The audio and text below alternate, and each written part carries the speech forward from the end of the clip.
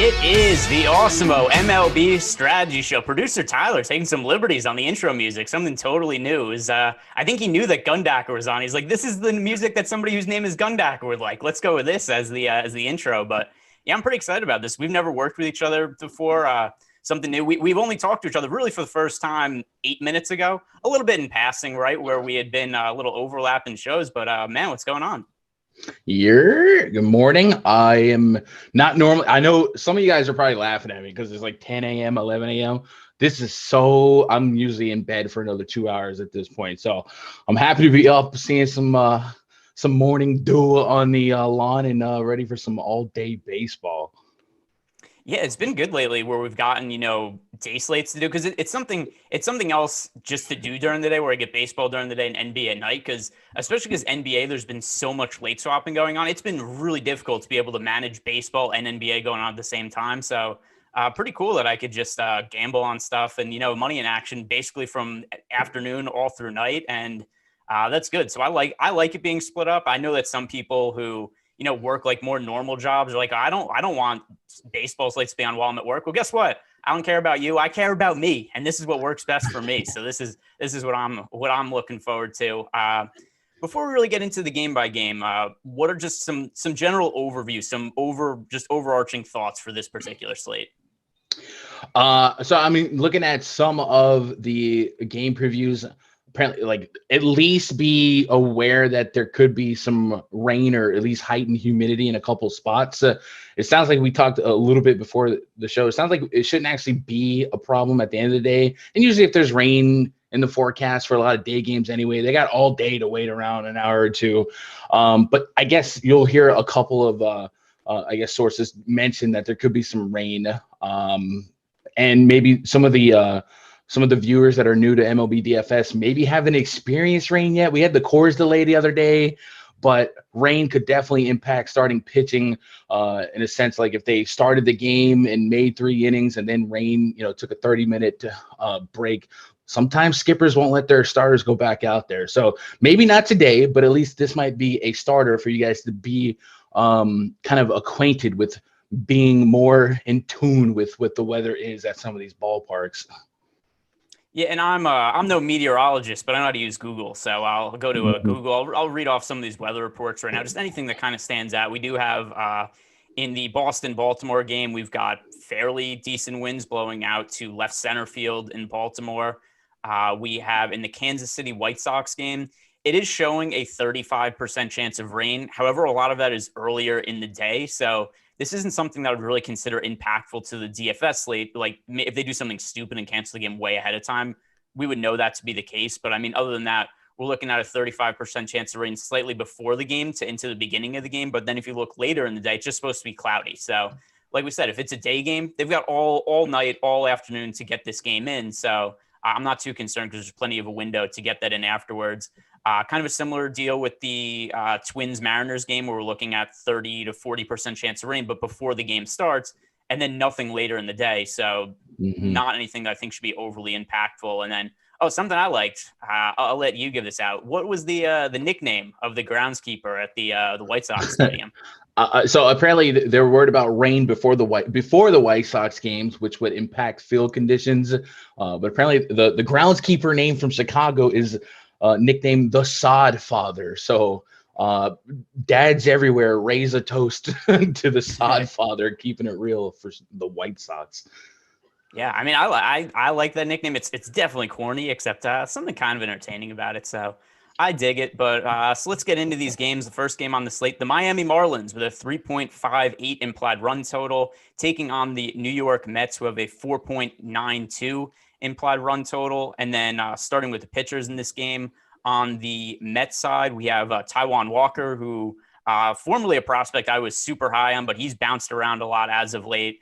And then on the other side of the game, somebody who we were talking about a little bit before the show started in Nick Neidert, who I think I'm pronouncing that right, but who knows? Nobody knows what his name is. Nobody's ever heard it said before. If I'm wrong, I'm sure there's going to be one person in the YouTube chat who's like his cousin or something, be like, no, that's not how you say it. But all right, nobody's ever heard his name before. But let's start with Neidert and what to make of him, because he is really difficult to find information on. Basically an unheralded prospect in the Marlins organization.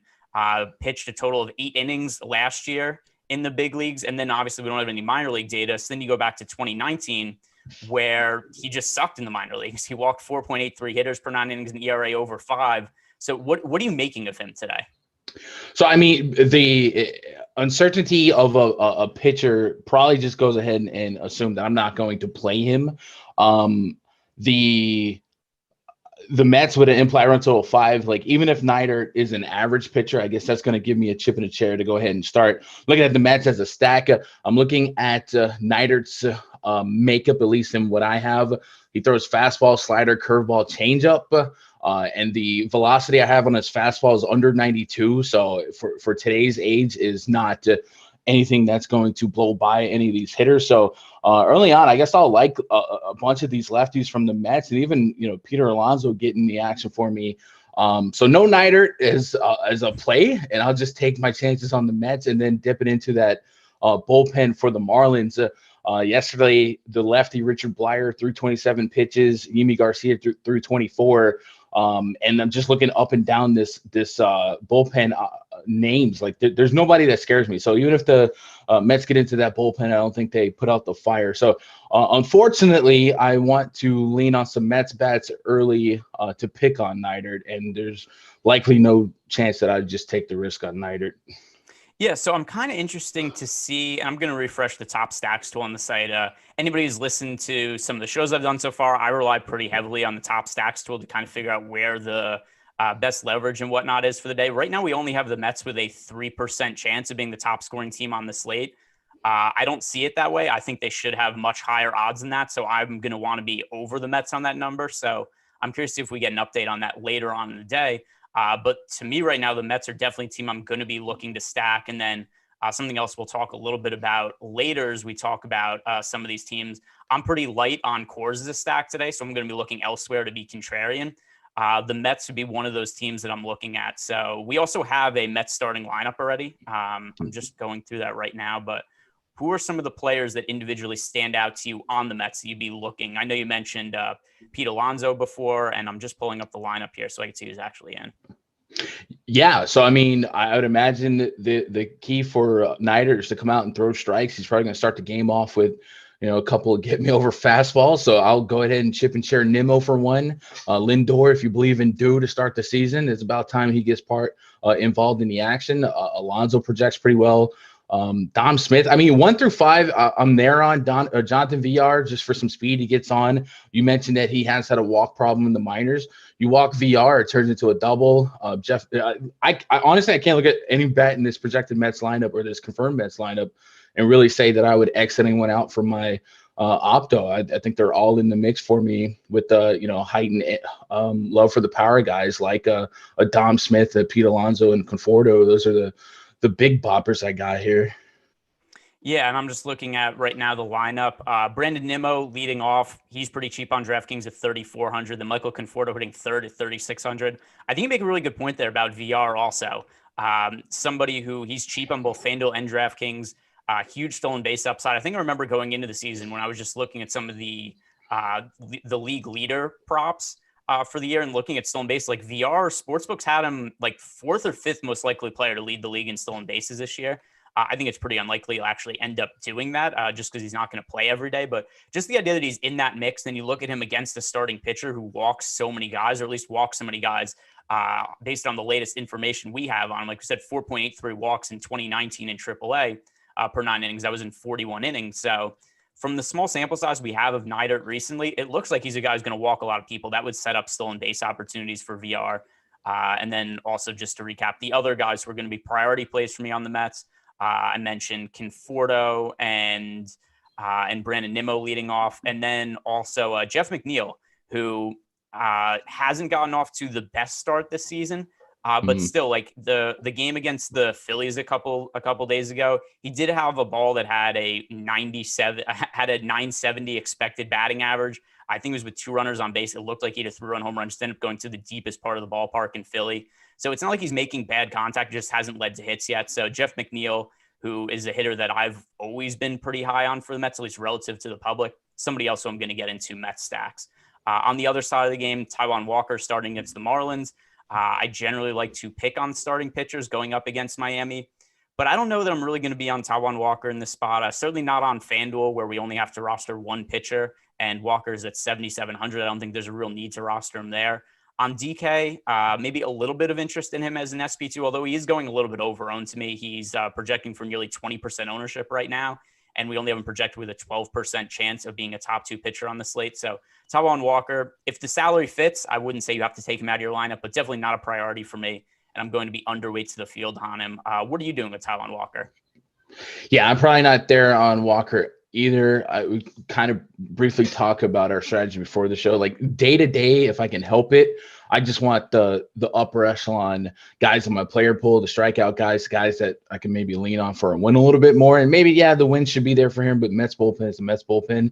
The metrics don't blow me away. The Sierra last year, 50 innings, 4.75, xFIP almost at 5, and a swing and strike rate under 8%. So you're a contact pitcher. Marlins, definitely not, a team that we run from. A lot of people will end up punting pitchers against them, but they can be pesky at times. And it's not a massive hitter's park here, but it's probably a little bit of an upgrade compared to Marlins home park. And I got Brian Anderson, Adam Duvall, Jazz Chisholm, and Chadwell. Like the bottom half of that order, you can steal some strikeouts. But 1 through 4 might be a little peskier than people give them credit for. With Corey Dickerson leading off. He's pretty cheap on FanDuel as well. So, maybe not stacking the Marlins, but I definitely could see a little Corey Dickerson, Starling Marte scattered. Starling Marte at 5.8 on DraftKings maybe doesn't make the cut. That's a little up there, but on FanDuel, I could scatter a couple one-off Marlins here. And yeah, probably not going to end up playing any Walker, but I could understand the case for an SP2 Walker. I'm just not in love with it. So I'm viewing the Marlins a little bit differently on FanDuel versus DraftKings. On FanDuel, they look about appropriately owned, but DraftKings, they're coming in with pretty low ownership, at least relative to what we have their odds projected to be a top stack. And like I said before, I'm going to be very light on Coors Field today relative to the field. We have both sides of that game going way, way over-owned. So I'm looking at the Marlins as a team that we have a 7% chance to be the top scoring team on the slate, but only picking up 3% ownership. In GPPs, that's the type of situation I like to attack. So I'm going to be fairly overweight to the field on Marlin stacks, not really picking up any ownership there. Pretty easy way to differentiate. I'm really going to be crossing my fingers, just saying, please don't be a Coors Field day. Like, don't be a game where Coors Field scores, 15, 12 runs, because this is going to be probably my biggest leverage on that slate is going to be underweight to the field there. And I'm going to be overweight to the field on the Marlins. So this is one of these stacks that I like as a contrarian option. Anything else to add before we move on to the next game? No, I mean, I a lot of times when you get, teams that are just hidden in a just poor talent and a tough hitters park like Marlins Park, sometimes they come up and scare you when you put them outside. And, like I said, Citi Field, not something I project like as a massive hitters park, but it's still a bit better than Marlins Park, and get them out there in some natural environment. They might surprise some people. And the Mets bullpen is just like, they're good on paper, but it seems like game to game, they're just putting themselves in uncomfortable spots. And anything can happen when Walker's out and the bullpen comes in, and anything can happen when Walker's in. So I'm kind of with you. They are pesky. Yeah. So the other thing too about the Mets bullpen, which I mentioned this the other day, that's kind of funny about them, and it was one of the reasons I ended up being on the Phillies yesterday also, and they did really well for me, is the Mets bullpen. It does not matter who they sign. Like you said, always looks good on paper. They've gone out, they've added Dalen Betances last year. They've added Edwin Diaz. But it just seems no matter who the Mets put in their bullpen, it just always ends up going to shit by the time the year starts. It's just like it didn't even take long to get going, right? First start of the year, Jacob deGrom, 6 shutout innings, bullpen immediately blows the game. The Mets lose, and it's just the LOL Mets over and over again. It's the same deal. It always happens with them. I don't think the bullpen is actually going to be totally garbage this year, except it seems like there's a good chance it ends up underperforming. And then I'll address producer Jordan in here, leaving a super chat here. He wanted to get a year from me, but here's the deal. That's Gundacker's thing. I'm not in here to infringe on bits, right? That's his thing. I'm not going to come adopt it to myself. Money time, that's Spags' bit. So I'm not going to do it. And I know Jordan was upset when I responded. I was like, no, I'm not going to do it. And that was my only answer. But there it is. That's your thing. I'm not coming in here to take your deal. I mean, in that sentence, you said the word yours. So I'm going to need somebody in chat to clip that, and then we'll make a infinite loop on Twitter and You're it's just gonna be you saying the word you're. I appreciate the gimmick respect, but you're more than welcome. Everyone's welcome to say you're. No, I'm not down with the bit. I'm not down with the bit infringement. That's your deal. I find my own stuff, which is I do B+ jokes on Twitter and decent analysis. That's my lane. All right, I'm gonna stay in my lane. So moving on to the next game here, the Chicago Cubs taking on the Pittsburgh Pirates. Chicago Cubs 4.62 implied run total in Pittsburgh. Pittsburgh with 3.88 implied run total. Pittsburgh, who should be garbage this year, they came into the season with, I'm pretty sure, the lowest win total of any team in baseball. It was like 56.5 or something egregiously low. And for good reason. This is going to be a bad team, but pitching against them is Jake Arrieta, a guy who I've rarely liked to target for DFS. He has some name value. He usually goes a little bit over-owned, but there just aren't strikeouts there for Jake Arrieta anymore. He's not the former Cy Young type pitcher who was lights out. He's still able to get through games, just kind of managing it and being a pretty heavy ground ball pitcher. But rarely is there enough strikeout upside for me to actively target him. But do you feel any differently just because the Pirates offense is so trash? PNC Park, it's actually kind of hotter in Pittsburgh than I thought it was. Over 70 degrees. No, I mean, Arrieta 8.5 on DraftKings, same as Fanduel. Like maybe Fanduel, we eat a couple innings and the quality start and win could bail us out. But on DraftKings, I would really like a little bit more, strikeout potential. I'm kind of with you. Like he's going to be a contact pitcher. Looking throughout this lineup, I mean, maybe there's a world where you can get a strikeout per inning, but it's not like the metrics don't suggest it. It would just be maybe we get lucky with the umpire and some calls. But no warm and fuzzies on that one. It's one of those spots where I don't feel like I want to run and attack him, but he could just be an average, play results wise today. And I just don't feel like I need to pay 8.5 for it. Yeah, that's how I feel. I feel the exact same way. I'm not on either side of this game. If we look at the top stacks tool, number one, if we look at the top pitchers, Jake Arrieta, one of the worst pitchers rating out in terms of percentage to lands on the optimal lineup. And then on the Pittsburgh side of the game, this is a team that's picking up 7% ownership with only a 3% chance of being the top stack on the slate. So I just combine those two things together and I go, hey, I hope Arrieta is mediocre. I hope the Pirates are mediocre because I'm likely not going to be on either side of that by the time I go and build my lineups. So I think this is a pretty comfortable spot for me to just stay away from. Where we have a little bit more to talk about here is where we talk about Tyler Anderson pitching against the Cubs. Tyler Anderson, who formerly pitched in Coors Field, had some mixed results there. But, I mean, I don't know how much we could ever expect from a guy who's making half his starts at Coors Field. But now that we have him outside of Colorado for a full season, what are you expecting from Tyler Anderson as a pitcher?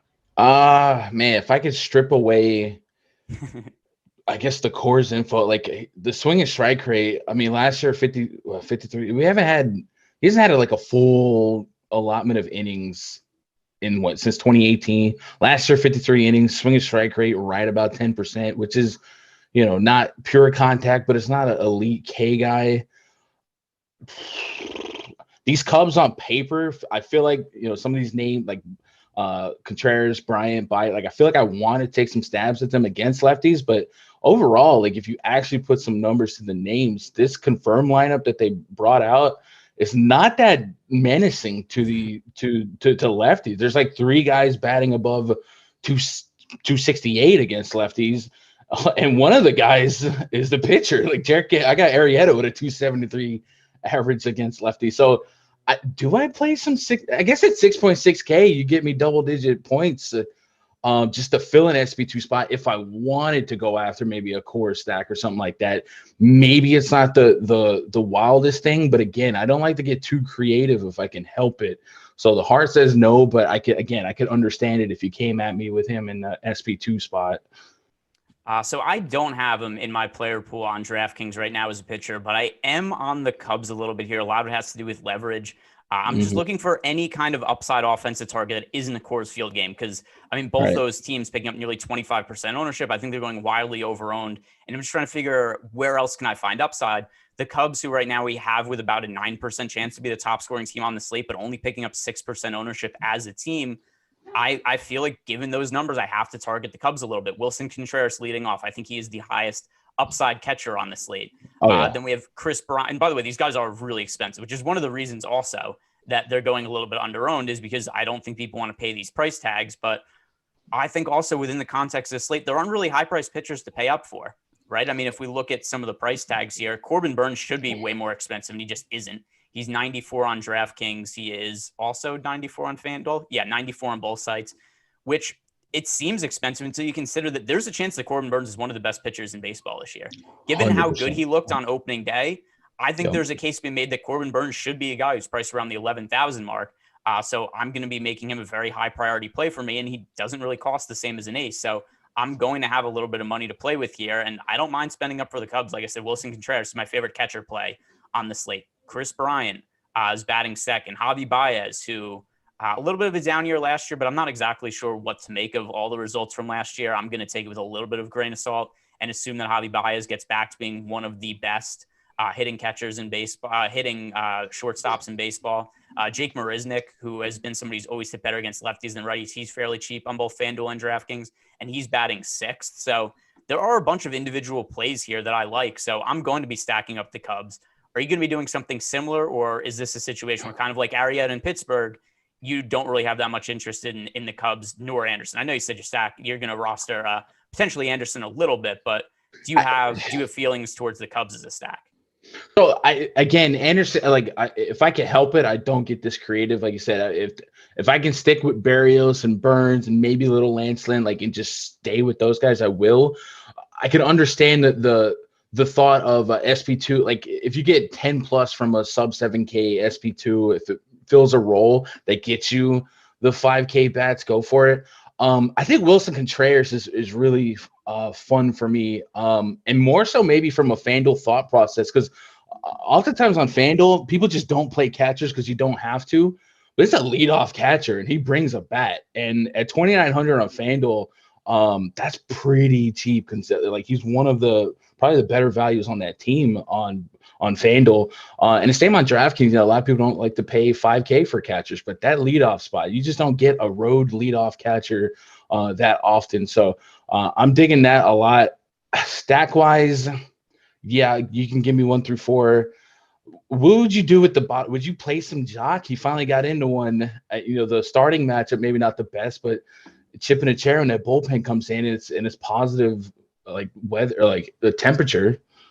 Let's see. Let me just pull up the Cub stacks I've made so far and see where I ended up sitting on Jock Green's. By the way, Jordan in the YouTube chat saying, "Why didn't you read my super chat?" I did read your super chat. I just didn't do what you asked me to, but I definitely read it. He must have not been paying attention there, which not that he has to. He's not producing the show right now. But so I do not have Peterson in most of my Cubs stacks right now, but I also built them before the show, and that was before the Cubs lineup came out. And that was assuming that Happ was going to be in the lineup. So that's not really totally accurate information as to what my lineups are going to be. But yeah, I'm probably going to get to Jock Peterson, not as a core part of my Cub stacks, but he'll be in some of them just for the power upside. And the other thing too is, even once they get into the bullpen, like he's going to face a righty eventually. Yeah, the reason I brought that up is because like his numbers don't look good against lefties, Jock Peterson, but Anderson, and looking at seasons past, he does give up homers to lefties just as much. Essentially to right, like I got a 1.72 homer per 9 to lefties and 1.2 last year to lefties. Like, yeah, Coors could taint some of this sample size, but just the fact that it is possible for Jock to get in one, and maybe people forget about him. 2,300 on FanDuel, heart of the order. So maybe that's an ugly click, but I can get behind that. And also we have, so KB in the YouTube chat, he said the Cubs are only batting 110 for the year. They can only go up from here, right? And number one, yes, it's only going up. It's not going down. But the other thing to consider, too, is look at the quality of pitchers they faced so far. Brandon Woodruff was nearly unhittable yesterday. Yeah. They've had to face Corbin Burns so far this year. So they've faced very, very difficult pitching, and they don't face difficult pitching today. So, I mean, that's also something where people ask, a question about BVP and whatnot. And I say, like, all right, we have to compare everything that's happened when those guys have faced that individual pitcher before, and how if it's a different year, the pitcher could be different, the hitters could be different. And that's also something how I feel about looking at, the Cubs are only hitting 110 this year. But yeah, look at the pitchers they faced. Like I just said that Corbin Burns might be one of the best pitchers in baseball this year. So the Cubs didn't hit him. So what, right? The Cubs didn't hit Corbin Burns. Doesn't mean they're not going to hit Tyler Anderson. It's a totally different beast. So to me, I look at the numbers we have on our top stacks tool, and the Cubs are one of the best leverage spots on the slate. So I am going to be stacking them up, and those are my thoughts on the Cubs. By the way, if you guys have not already done it yet, Like the video, subscribe to the YouTube channel. I haven't hawked for likes yet, so go do that. And also, subscribe to the YouTube channel. I've been saying it, guys. If you are a subscriber to the Osmo YouTube channel, your hitters are 33% more likely to hit home runs. It is just good science. Is there any research to back it up? No, just believe me. So definitely go ahead and subscribe to the YouTube channel. Next game on the slate here, the Boston Red Sox, who are have a 5.01 implied run total. That is the highest on the slate of any team that plays outside of Coors Field. And then the Baltimore Orioles with a 3.99 implied run total. So the first thing I think we have to talk about here is Eduardo Rodriguez. I have no clue what to make of him heading into this year. Eduardo Rodriguez dealt with a really bad case of COVID last year, ended up developing a heart condition, had to miss all of last year. It was uncertain if he was ever going to play again. And then he was supposed to start on opening day for the Red Sox. He apparently wasn't ready to pitch. His start got moved back, and now he's scheduled to pitch today. So what the hell do we do with Eduardo Rodriguez here? Because to me, this is a very high variance play. I kind of want to be on both sides of it. I want some Eduardo Rodriguez. I want some Orioles, just because I think there's so many unknowns here. Do you have any better of a read on Eduardo Rodriguez than I do? No, even a healthy Erod, you're not necessarily sure what to expect. So now you add in, a lot of extra concerns. What I do know is this Orioles team, even though the Yankees lost to them yesterday, like, they're not good. They had like 4 hits yesterday in 13, 14 innings. So like the opportunity for a solid output again per price is there for Erod, but the question marks on pitch counts and all that do exist. I did see a quote that said that they believe he's built up to be unlimited or not necessarily restricted. Obviously there's a limit, but they don't have a hard cap on him. So I guess there's an opportunity for him to go out there and, be a 5-inning guy and maybe get you some of those strikeouts. I do think this Orioles team will offer a great matchup for just about any league average to league average plus pitcher. So I understand the play, but yeah, it's not without variance. And like you, I'd probably be a hedge guy here, to where if I allow up to 10% of Erod in my Draftkings lineups, I'd probably have a couple of Orioles stacks there to kind of take advantage of maybe a disaster. So I hate to play both sides of the fence, but I think if we discuss ranges of outcomes, you have to admit that there's a range of outcomes that Erod is good or extremely bad. Yeah, and I mean, I don't know how anybody could feel really confident in it. If you do, you're probably just guessing, because he's somebody we haven't seen for a while. He's dealt with a situation we've never seen before. He was significantly sick, and then as Stephen Leibowitz said in the YouTube chat, it was dead arm. That was the reason he didn't pitch on opening day, so he wasn't ready to go. And here's something else. It's hard to give out live betting advice before a game actually happens, but if the game starts and Eduardo Rodriguez opens up the game by throwing like 88 miles per hour on his first pitch, I'm going to be live betting the over, and I'm going to be live betting the Orioles, because I think there's a chance he's as good as he was before he left. There's a chance he sucks now too. There's a whole lot of variables here that I think it makes this situation really uncertain. Fantasy Wiz in our premium Slack chat, he asked what we make of Orioles stacks, and they're a team I want to stack up. This is a situation where there's a whole lot of variance. I think there's upside on both sides with both Eduardo Rodriguez and the Orioles. I'm going to be overweight to the field on Rodriguez. I'm going to be overweight to the field on Baltimore as well. If we look at the Orioles right now, only 1% projected ownership right now. They are projected to be one of the lowest owned stacks on the slate. And it's a situation that both sides have upside in. So who are the individual Orioles hitters that stand out to you the most? I mean, Mancini at 2,900 on FanDuel is probably too cheap. Anthony Santander got into one yesterday. He's pretty cheap on FanDuel as well. Maikel Franco, he's got a little pop. If Pedro Severino cracks the lineup, I might be looking at him. There's not like anyone that like I'm super stoked to play, right? It's still the Orioles. But you spray these guys against perhaps average pitching. And then looking at that Red Sox bullpen, there's a couple of like arms in the bullpen I respect, but for the most part, like if you get into one of those wonky Fenway day games, if they go into the shallow side of things, I'm not scared of anyone. So like I Cedric Mullins, like the starting matchup doesn't project well, but he got into one yesterday as well. And if he can get into an average righty out of the pen as well, perhaps leading off, we don't have that confirmed yet, then yeah, I'll get there. But like if I'm stacking Orioles, it's just to stack Orioles. I don't know that other than Mancini and maybe Santander, like I don't know how I could stamp somebody as like, yeah, this would be the guy. Like they're kind of random. So I'll say this. Earlier I said Wilson Contreras is my favorite expensive catcher on the slate. Pedro Severino is my favorite cheap catcher. So I don't need to rehash all the variants that there is on the Eduardo Rodriguez side, but Severino is a guy who the last few years has absolutely crushed left-handed pitching. Like he has been one of the best catchers at hitting left-handed pitching. So with that in mind, I think Pedro Severino at a reasonable price tag, we don't have to roster him on FanDuel just because we don't need a catcher, but on DraftKings where we have to roster a catcher, at 3,700, Pedro Severino is definitely going to be a guy who ends up in a double-digit percentage of my lineup. So Severino is somebody who I'm going to be looking at pretty heavily. And then just mixing in some of the other guys. Trey Mancini, like you said, he's in play for me in both FanDuel and DraftKings. Mancini's looked pretty good so far this year, coming back from he missed all last year with cancer. I forget exactly what kind of cancer he had, but colon cancer. Yeah. But I mean, he's looked healthy. He's looked good this year. That's a really good story. So give me some Trey Mancini because I don't think the pricing is really caught up to what he should be. Because if you remember 2 years ago when we lost him healthy, Mancini was one of the, he not only was he great, he was really expensive for DFS. Like he was a guy that was pretty regularly priced in the mid to high 4K range on DraftKings. So you consider that. I always like to look at historical pricing as a benchmark for what I expect from individual guys. So if Mancini's back, he's going to be a lot more expensive going forward. So going to be getting to him for sure. On the Orioles side of the game now, in terms of pitching, we have, where's my thing just came? Oh, here we go. All right. So pitching for Baltimore, Matt Harvey, always one of the more favorable pitchers to stack against too. Frank, I thought he was going to be pitching overseas at this point in his career, but he keeps resurfacing at the MLB level. I don't know what it is. I guess it's the name value. People are like, hey, this guy used to be good. I know he didn't work out on his last 7 teams, but we're the pitching staff. We have the coaching staff that's going to finally revitalize his career. Yeah, I don't think it's happening at this point. I definitely view the Red Sox as a high priority stack for me. They have, like I said, the highest implied run total of any team playing outside of Coors. Even though they're projected to be somewhat popular, 12% ownership share as a stack on DraftKings, we still have them with a 13% chance to be the overall top scoring team on the slate. So still going a little bit under-owned for me. And then looking at the FanDuel numbers, they are a little bit more popular, going with a 17% ownership share on FanDuel. So better stack for me on DraftKings than FanDuel. But going up against Matt Harvey, it's going to be difficult for me to totally ignore the Red Sox. They're going to be a priority stack for me on both slates. What do you make of Boston going up against the formerly known as Dark Knight? Yeah, first of all, I said Fenway instead of Camden. That's my bad.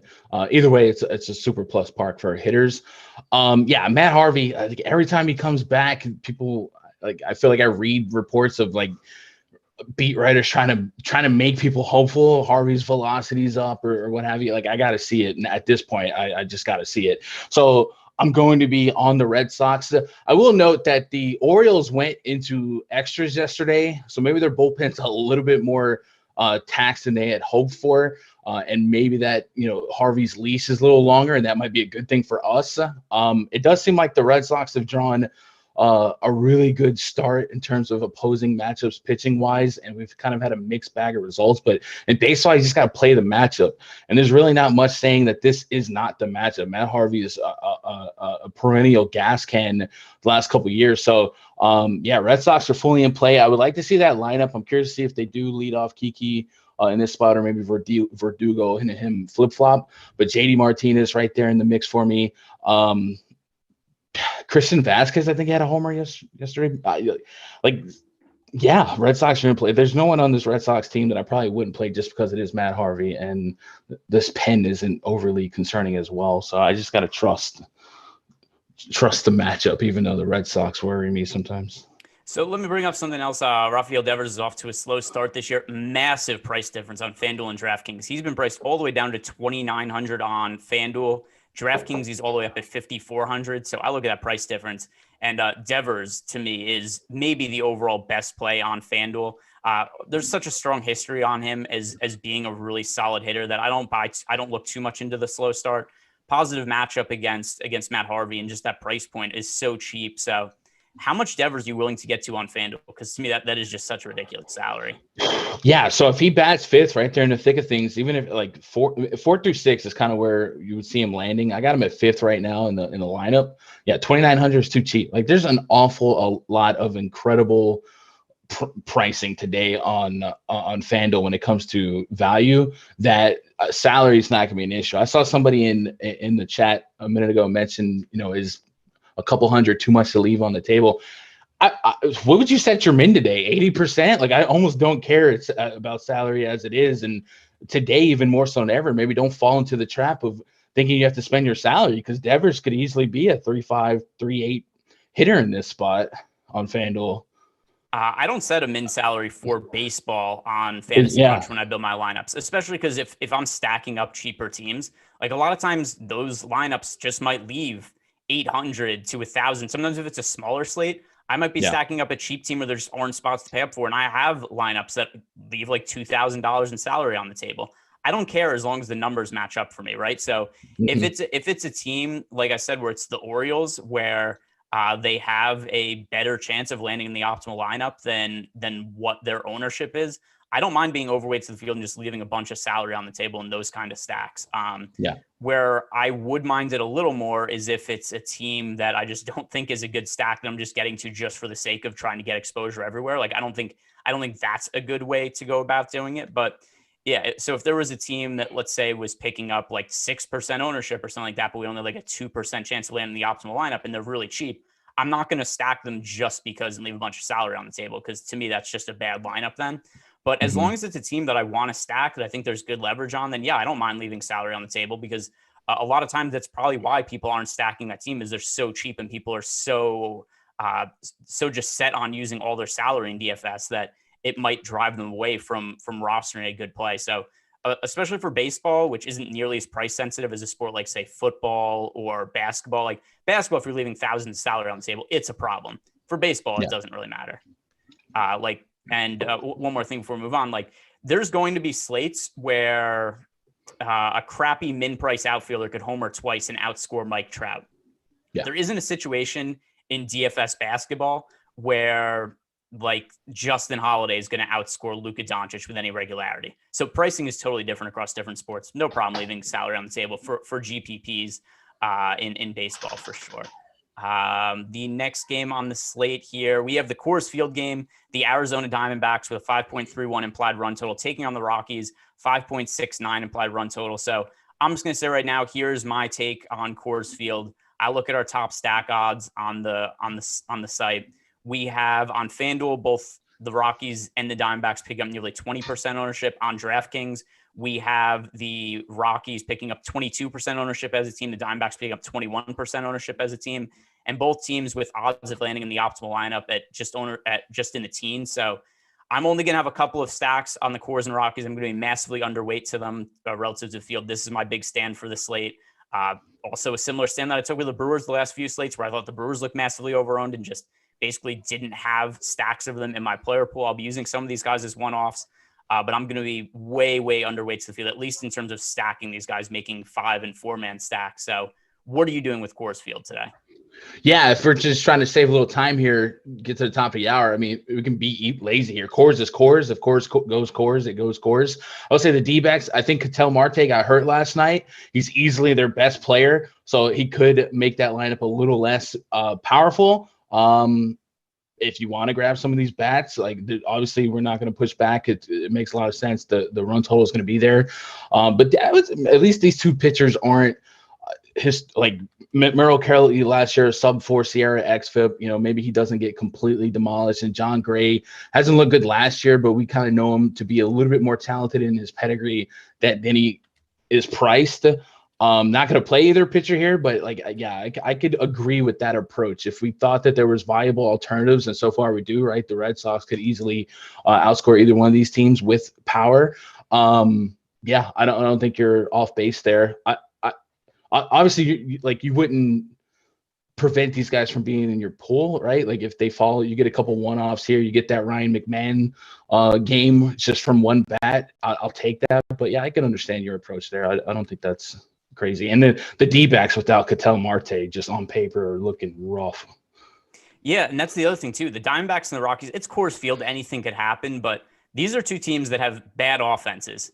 And the ownership is so high that it's just the number where I say that it's too much for me. So if the ownership was to change and they were to come down to, 12 or 13% ownership as a stack, I could be on them. But right now, the way I sort my lineup, just kind of eyeballing it, I assume that I'll end up with like 2 to 3% stacks or something like that of each of the Rockies and Diamondbacks. So I'll definitely be rooting against Coors Field today. And could that kill me? Very potentially, but I hope it doesn't, because that's what I think the right play is for this slate. How heavily are you planning on getting to these teams? It seems like you're a little higher on them than me. So man, if I'm running, I think 150 on DK today. Like we said, price is just not an issue today, man. I wish it's just me, or it's like Coors pricing just not impacting the DraftKings algorithm this year. We got everyone under 5K. So if you get an opportunity at the ballpark for the price, sometimes I just got to take it. If it's too egregious, like I don't know what we're looking at in terms of the stack ownership, then yeah, maybe I'd be a little contrarian and just go with a couple one-offs. Like I said, outside of Ketel Marte, this offense has just not been great. The Rockies, I think, are the side that I want to be a little bit more attached to. Raimel Tapia, Garrett Hampson, Story, Blackman, even Ryan McMahon showed us the other night. Like, I think the Rockies are worth having more than the D-backs for me today. So I at least don't want to be without a gun loaded with some Rockies. All right. So we have right now 22% projected ownership for the Rockies, 22.3 to be more exact. Projected ownership for the Rockies as a stack. Is that a number you want to be above or below your lineup stacking them? 20 in my head, 20 was about the percentage I was at. Okay. So I'd probably be even with the field, and I'm a All basic. That's reasonable. We don't have to have the exact same take on everything. I think the show gets boring if we have the exact same take on everything. There should be a little bit of difference from here to there, because if everybody had the same opinions on everything, then the field ownership on everybody would have the same lineup. Everybody would play the same guys. So no issue with that at all. And then I'm sure one of us will get trolled, whichever one ends up being on the wrong side of it. But next game on the slate, and 3 games left here to talk about.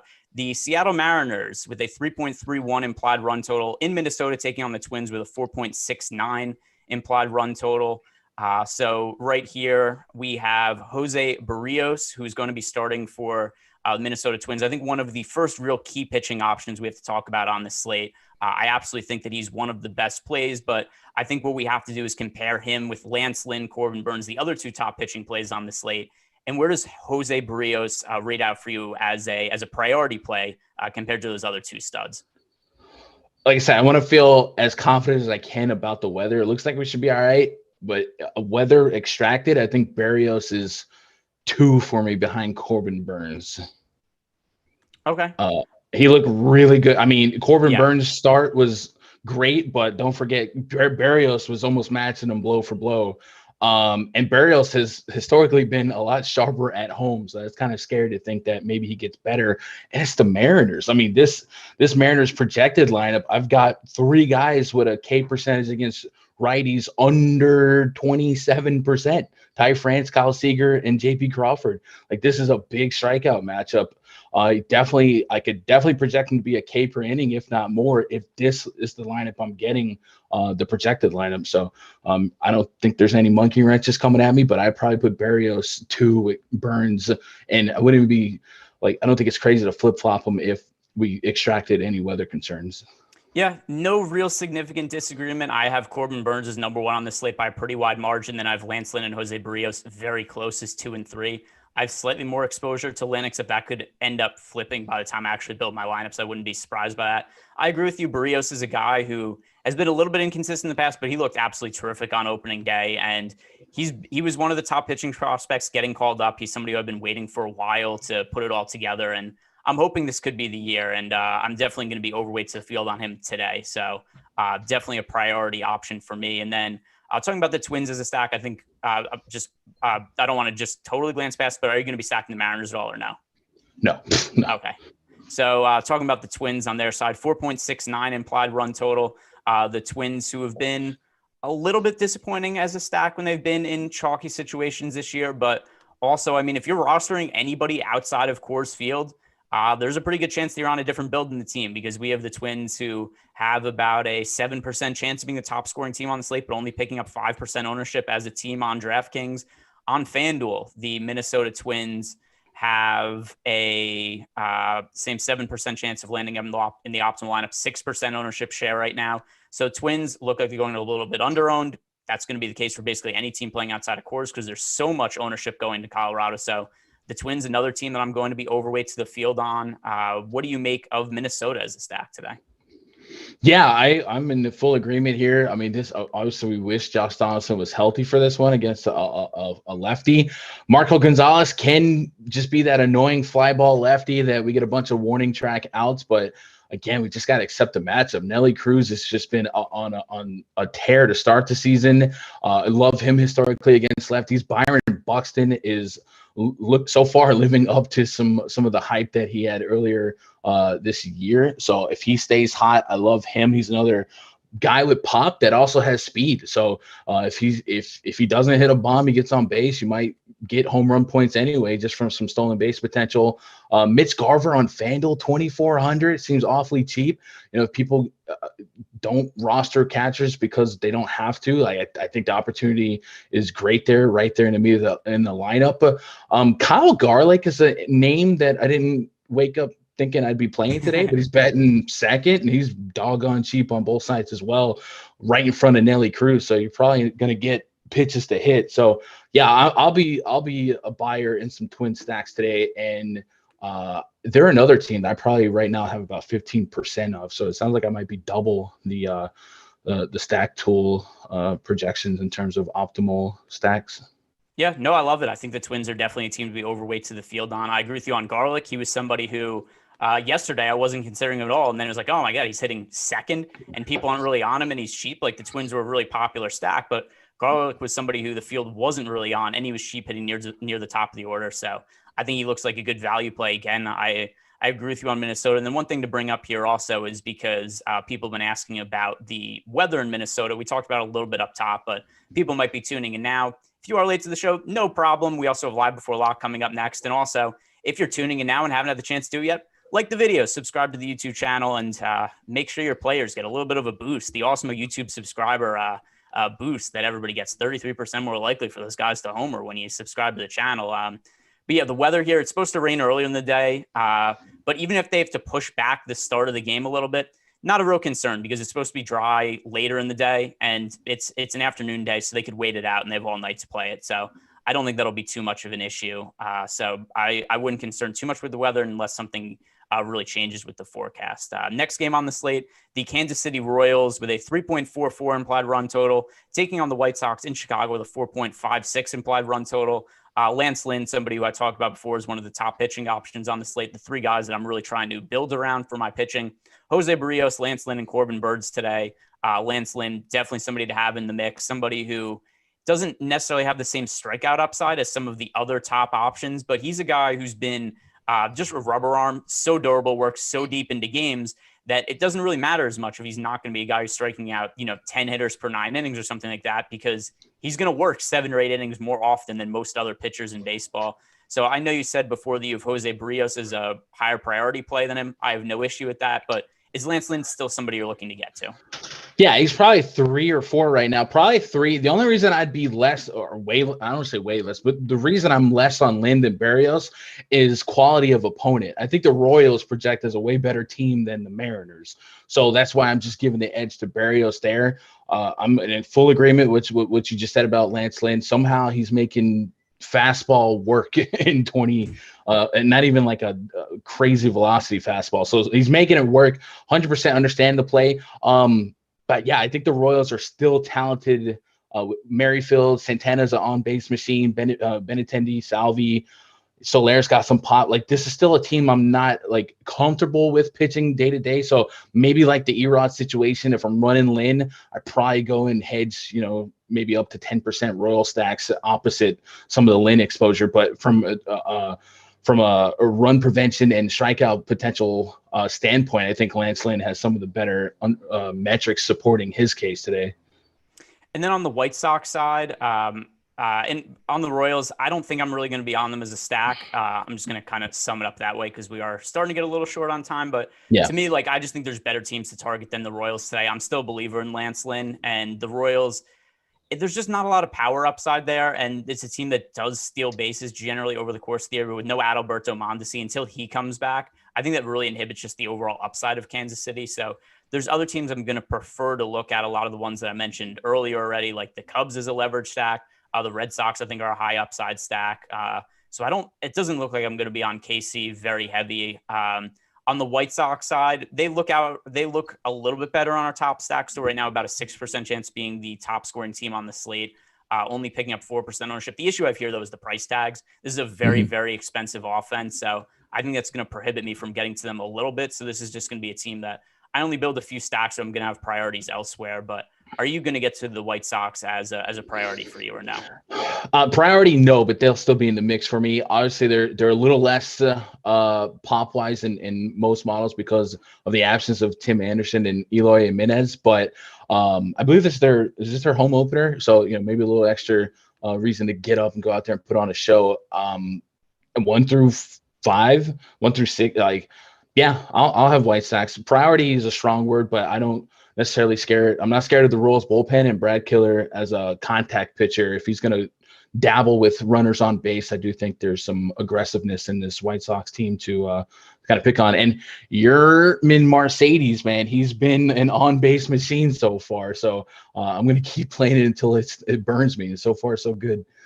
Yeah, and I assume he's going to be in the lineup today. He didn't start yesterday. They gave him the day off, and it was Yasmani Grandal that started at catcher. So I expect that Yermin will be back in the lineup. So he's also a lot cheaper than Grandal. And given how hot he started the year, I think that he's another viable catching option. Final game on the slate, kind of burying the lead here, but the Milwaukee Brewers, the 4.06 implied run total, taking on the St. Louis Cardinals with a 3.44 implied run total. Corbin Burns on the mound for Milwaukee looked absolutely unhittable in his first start of the year. He's always had ridiculously good stuff, but the control has been an issue at times. Didn't look like an issue on opening day. I assume that he's going to be in the Cy Young mix this year. He is my highest owned player on the slate. He's going to be my highest owned pitcher on the slate by a mile. Is there any way you could talk me off of Corbin Burns? And please say no. No, not at all. No. Now, so how much is Corbin Burns number one? Yeah. Yeah. So that's really the question that I have there is how much of Corbin Burns are you willing to get to? Because right now he's in about 90% of my lineups on DraftKings. Is that too high to you, or do you think that's about appropriate? So we've seen some really high ownerships on the obvious top pitcher play in the last couple of days. I don't know if you've picked up on it, but I've seen like slates where I get in tournaments where like the DeGrom's 50-60%. I saw that with Giolito.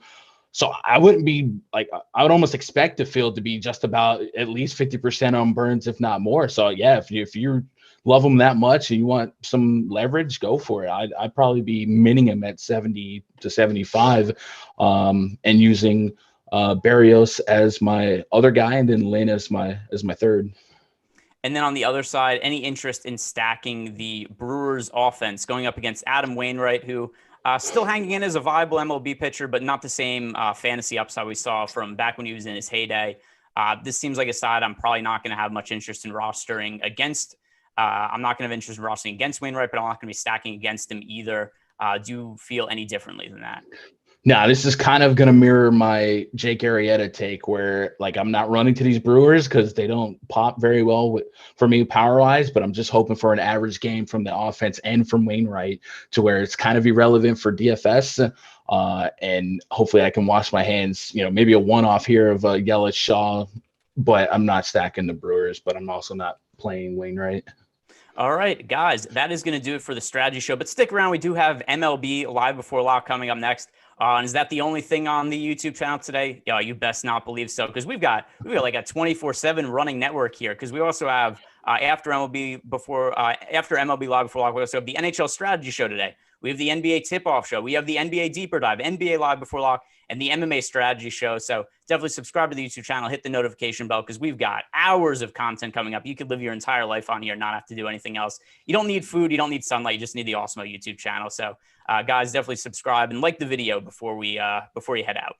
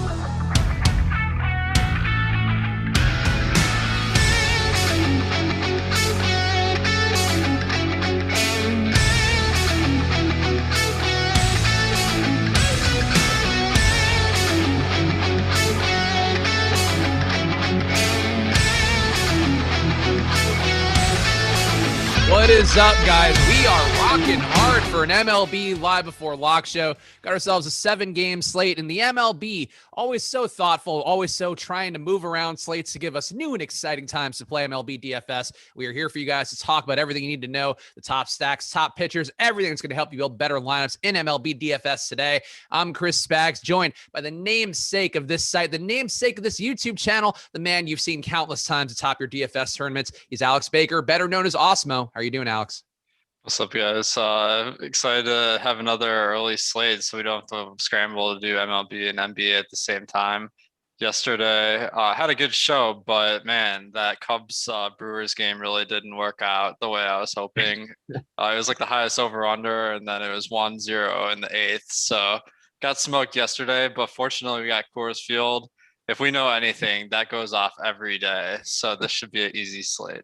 We're going to talk a lot about Coors Field today, and another man who loves Coors Field because he's the director of customer success at Osmo, responsible for all the things you're seeing behind the scenes, including the variability of Coors Field. It's Terry McBride. How are you doing, Terry? Putting that on me now too, huh? All right, I like it. Yeah, customer success. I guess we got to get into Coors Field a little bit. Then that's where all the bats come to explode. So we know what's going on out there, though. I think we like talking about everything else other than Coors games when we get into these slates, but we'll dig into it, I'm sure. We will talk some Coors Field coming up here, so hit that like button, guys. Helps us out a bunch, both with this show and with the channel, just to be seen by more people, keep up with all the competitors out there, and also to try to make sure that guys like you, girls like you, are getting the best information possible to make DFS lineups or sports bets out there. So hit that like button, subscribe to the channel, hit the notification bell as well, so you'll know whenever we have content, which is pretty much every hour of the day at this point. And this show would not be possible if it weren't for our sponsor, Jock Market, who is really turning the fantasy sports world into a stock exchange. And you could forget about the end of the game to make money. Jock Market allows you to buy and sell shares of players in real time for real money with guaranteed payouts for all shares at the end of each night. With daily markets for NBA, MLB, NHL, and PGA, you can make real money every hour, every minute, every second of any match or game. Use the pregame IPO to pick up shares of your favorite players and buy, sell, or hold during the game based on your analysis. Download the app and get started. Use our exclusive Osmo promo code OSMO20 for a $20 bonus on your first deposit. It's an exclusive offer only for the Osmo community, so make sure to take advantage of it today. That's promo code OSMO20 for a $20 bonus. And we are also in our dying days of our starting 9 promo, which is the one that's a big one for you guys out there, where if you want all the data that we talk about, we are going to have really everything at your fingertips. Use the promo code starting9 at osmo.com/join. 9 days for $9. Boom bust, or excuse me, not the boom bust. So I always say boom bust tool, and it's top stacks, it's top pitchers, it's all the things that you really need for baseball to help out. Player projections, ownership projections, as a lineup builder, all included. Let's go to osmo.com/join. Use that promo code starting9 now. While it's good, it goes away tomorrow, and we always have people after these promos end wondering, hey, where'd the promo go? I'm telling you now, it goes away tomorrow. So get in there now, take advantage of it. Good deal for you guys to get going with MLB. Alex, one question I think we could start off here and to sort of set the table before we dig too deeply into Coors and Corbin Burns and all these guys that are going to be probably names and teams that we'll say 100 times throughout the hour. But the weather for you, is there anything that jumps out as being even a potential concern? I know there was one game listed in yellow in some sites and maybe a couple others that we're not aware of. So just any weather thoughts for you as a resident DFS meteorologist? I don't think we have to worry. Like, I always worry less with day games about the weather in general because there's just more time to feasibly make it happen. I did notice being in Chicago, it is a little bit rainy today, so there's that White Sox game here. But it looks like there's going to be plenty of time. And maybe it gets delayed a little bit, but I'm going to stay on that. It doesn't look like it's going to be very sustained rain today. Terry, anything you've seen, just I guess to kind of close the loop on this, any concerns you have weather-wise or any general thoughts on weather? Because MLB, it is the one sport you really have to account for that. And I know saw some people freaking out during the strategy show about any potential weather issues because if people see a cloud moving, they know that there's a chance of a baseball game being affected. So just any overarching thoughts here before we dig too much or dig more into the slate? I honestly tend to be the last one to move off of a game for rain threats. I like to stay there until I know for sure that it's going to get wiped out or I have a really, really strong indicator that it's going to be. And I like it when people start jumping off of a game that I like for that reason. You know, if I think a game has a 50-ish% chance of playing, I'll stick to it. So I don't really worry about anything on this slate right now. If things pop up later on, like Alex said, we've got a bunch of 4 o'clock games on our hands. So I don't think there's anything to worry about really in the first couple games. I'm here in the New York area and the sun is shining and there's a nice day out. So we don't really have to sweat that one. I think we're fine as far as the weather goes. And I don't really think we're going to get anything to really worry about even in the 4 o'clock games. Okay. So I just wanted to make sure to get that up top. So there's one concern that you guys out there can ease the fears in your brain about weather today, not looking like it'll be much of an issue. But one thing that's got to be an issue, the ownership for the, was there something else that I missed there? Oh, sorry. I was just cutting you off by saying cue the thunderstorms. Oh, yeah. I'm sure much like Thor, I'm sure I conjured them by even referencing the fact that bad weather can exist in an MLB game. So my apologies to anyone playing today if a game suddenly gets taken over by a typhoon. But let's talk about some of our top stacks on the day. I think we could start here. The pitching, I think, is going to be maybe a little bit faster than usual today. But the hitting, as always, we need to talk about Colorado game. Coors, when it's on a slate, you have to be aware of it. You have to be probably participating in it to some level. We have 5.1 implied runs for Arizona, 5.9 implied runs for Colorado in their game today. John Gray versus Merrill Kelly. And it does seem like we're going to have a lot of ownership going to both sides here. Both teams, according to the top stacks tool, a little bit over-owned, but still have the highest hit rate here, highest potential to be that top stack today. So Alex, take us through it, because the top stacks tool, one of those features here we have at Osmo that's helpful for people, whether they're prepping, for hours or they're just jumping in and just trying to figure out lineups in the last hour or so of getting these things in. And it does seem, when people see that ownership share, the leverage being negative, they're afraid, but these are still two teams that have the highest probability of getting there as a top stack today. Yeah, definitely. This is always a game to focus on, either for playing it or avoiding it, because depending on how the pricing shakes out, like it can really be crazy high owned. And we're seeing that today. About 43% of batter ownership is coming from Coors Field on Draftkings and 36% on Fanduel. That's an absurdly high amount, because like if we just take it at face value, like there's over under of 11. Both teams are on 6 runs. If it hits the under on both, then they're not going to be in the winning lineup almost certainly. So there's always a really good probability that it won't be one of the top stacks of the day.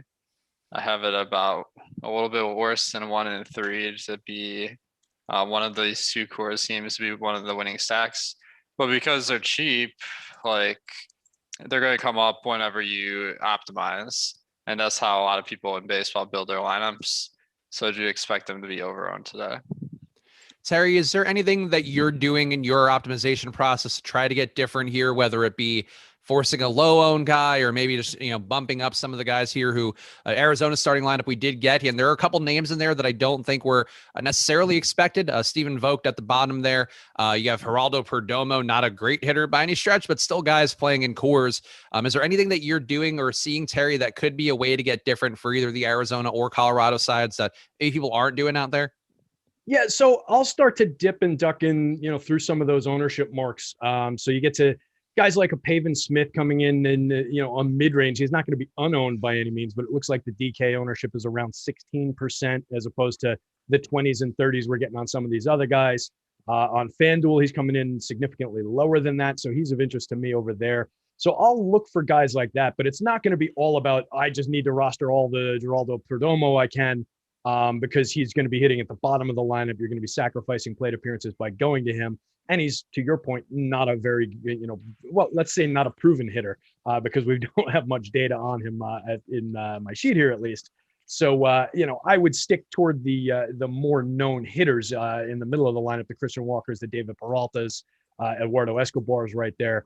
So build with those guys, but try and do it in a unique way, either within their own team or putting them together with a lesser-owned secondary stack, lesser-owned pitcher, something like that, if you're going to be unique. That said, I'm not sure which part of this game I like. Like, the Diamondbacks do decently well against right-handed pitching. They don't strike out that much. John Gray is not a bad right-handed pitcher at home at Coors for his career. Over the course of his career, 3.50 xFIP at home versus 3.95 on the road, 23.3% strikeout rate. So not bad in terms of pitching at Coors. One of the guys I kind of trust there, but I don't want to throw him against this Diamondbacks team. At the same time, not sure I want a relatively weak Diamondbacks lineup coming back against him outside of anything other than the Coors factor. This would be a spot where I wouldn't really be excited about either one of these lineups. I don't think much of Merrill Kelly as a pitcher overall. 20.3% strikeout rate in 183 innings in 2019, 23.2 in 31 innings last year. But I don't think much of the Rockies lineup against a right-handed pitcher. 23rd over the last 2 years with a 172 ISO, 28th with a 25.3% strikeout rate, dead last with an 80 team WRC plus over the last 2 years, only 127 home runs again. That's all against right-handed pitchers to the start of 2019. So it's just a bad spot across the board, other than the fact that this game takes place at Coors. So it's a really interesting one for me. I think I'm going to be under the field across the board here. Interesting. Okay, so I'm with you, and I do think this Arizona lineup does jump out as being not the most impressive. The aggregate ISO for this lineup that's in there, and it does have guys like Perdomo who don't, as Terry mentioned, have the biggest sample size, haven't done much, and Merrill Kelly himself also hasn't, I think, ever hit anything. It seems based on the numbers I'm seeing, but still just a 135 cumulative ISO for these guys, not the most power. That said, I guess what kind of intrigues me about Arizona on DraftKings in particular, where you have LeCastro hitting in the one hole 3,400, Josh Van Meter now hitting second, $3,000 for him. He's got some power, not the best hitter in the world. And Alex, I would ask you this too, because we have seen lefties struggle, or lefties have some more success. John Gray struggling against lefties, a 203 ISO given up going back to 2019 to the left side of the plate. Is there anybody here who you'd prioritize? Because I do think Van Meter, the fact that he is coming in a little bit later into the lineup, hitting in the 2-hole, I think that does appeal to me a bit more. And I would also just, lefties with power, I think would intrigue me here. So Peralta jumps out a bit more. But Alex, is there anybody on Arizona's side that seems, if you were playing them as a stack, would be a must-have in that stack? So John Gray, he had kind of a rough year last year. I would say his xFIP was 5. That does account for playing in Coors Field, so that's well below average. He did have a nice season opener this year, so I'm a little bit encouraged that he can find his form from previous years and not be a bad pitcher. And the Arizona lineup is pretty weak in ISO, like you were saying, so that definitely is a negative against them. But the pricing is insane on these guys. You got Pavin Smith batting 5th for 2,900 on DraftKings and FanDuel, and then Josh Van Meter batting really high in the order as well. These guys could get pulled for sure, like midway through the game, if they switch to a lefty reliever. But I guess the guys that might be a little bit more reliable would be Stephen Voigt, who at catcher, it's always tough to fill, but he's got a decent batting spot at 7th. And Christian Walker is probably the most talented guy on the team. So he's priced up a little bit, which is going to drive the ownership down, but I probably will have him in all my stacks. We also just got the Colorado lineup in, and there are some changes, I think, from what was projected. It's Garrett Hampson hitting first, Tapia down to second, Trevor Story, Blackman, Ryan McMahon, Josh Fuentes, Sam Hilliard, and Dom Nunez, I guess, playing the catcher there, hitting in the 8th spot. And Terry, first blush for you, I guess, looking at this Colorado lineup, if you have it in front of you, is there anybody who seems appealing here? It does seem like getting Hilliard and Nunez in there. I think Nunez was suspected in, but Hilliard has some pretty decent pop. And I think that's another bat that I would imagine will be a bit lower owned and still looks decently appealing here against Merrill Kelly for Colorado. So I guess let's start talking there. Does anybody who's changing here or moving around this lineup, Terry, stand out for you on the Rockies?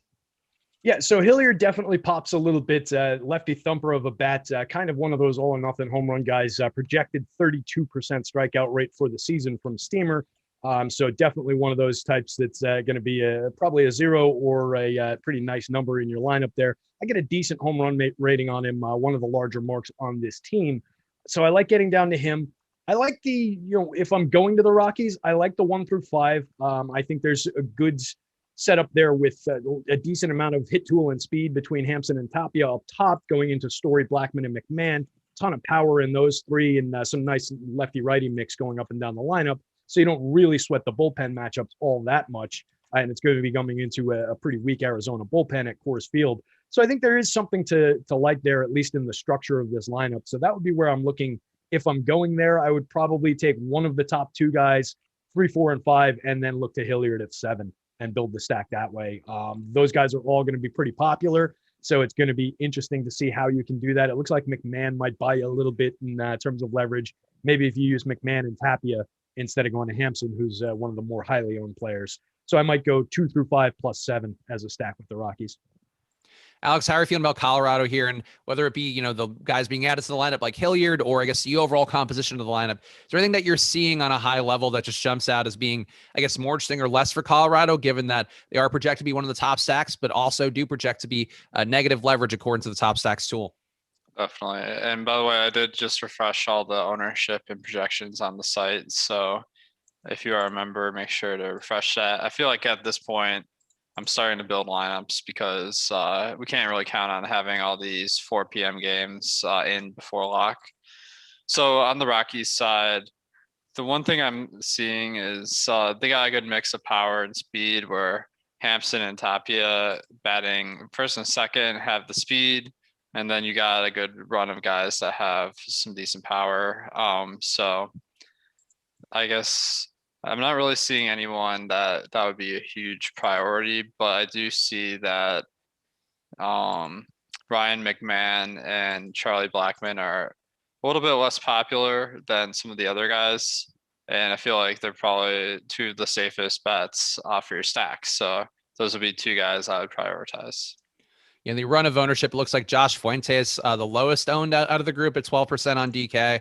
Sam Hilliard, 21%. So still picking up a good amount of ownership. 2,500 on DK, though. A nice price tag for Hilliard if you get him into your lineups. And I think that probably covers it here. We will talk some more about ownership. We'll do an MLB money time. Why not? The halfway point of the show. And then Terry can give us a home run pick to shame us all. So we'll do double money time here. 2 events coming up the halfway point of the show. But let's talk about the pitching here real fast, because Terry, I know you mentioned some, at least a conceptual love for John Gray and the idea of him being a qualified pitcher. Is there any world where you would go to him or Merrill Kelly today? And I guess, keying in more on Gray, a guy who's had a bit more upside, though. I guess projection wise, these guys kind of look like the same play, probably going to take a little bit of a beating, price down for Coors, all of that. But would you play these guys, either of them, just to get leverage against one of the stacks? And if, Terry, I'm asking you because I know you're not bullish on Arizona, so I could see you playing a John Gray just to get a little different there. Maybe not on FanDuel. I did throw some Herman Marquez in Coors the other day, but I'm not going to go to Johnny Gray here. I'm not getting a great projection on him. Part of it is probably based, it's a rolling 2-year sample, so part of it is probably based on the 39 clunky innings that he threw last year that Alex mentioned. 5.69 xFIP is just awful. 12.6% strikeout rate. He was flat bad last year. But I think the career numbers at Coors do hold up over time. That's a 3.5 xFIP is reasonably good, particularly for Coors Field. It's quite good. He's a decent strikeout pitcher, but I wouldn't do it necessarily against this Arizona lineup. They're just good at not striking out against righties. They are, over the last 2 seasons, 7th in baseball, 21.8% strikeout rate against right-handed pitching for the active roster. So we're talking about guys who are actually on this team currently. They don't have a ton of pop against righties. They're 13th with 205 home runs, 14th with a 190 team ISO, 20th with a 96 team WRC plus. So their run creation and everything isn't spectacular, but they just don't strike out a ton. And it's not like Gray is coming in here with a 30% strikeout rate at home. He's in the mid-low 20s. So I just don't see it being a standout spot for him. All the Coors risk on top of it, plus coming back from a down year last year. I don't think I'm going to go here. Maybe later in the season when he's proven it a little bit, we'll start talking about trusting John Gray again at Coors. I want no part of Merrill Kelly.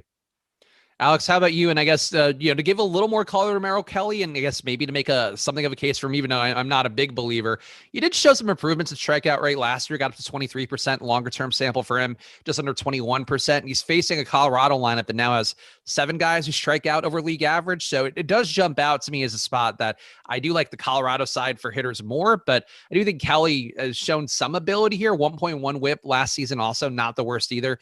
Like, I think he's not in a bad, other than it being Coors, obviously, which is sort of a bad spot, but cheap price and you get the leverage. I guess I'm trying to make the argument here, Alex, but do you see any love for John Gray or Merrill Kelly today just to get some leverage on the field?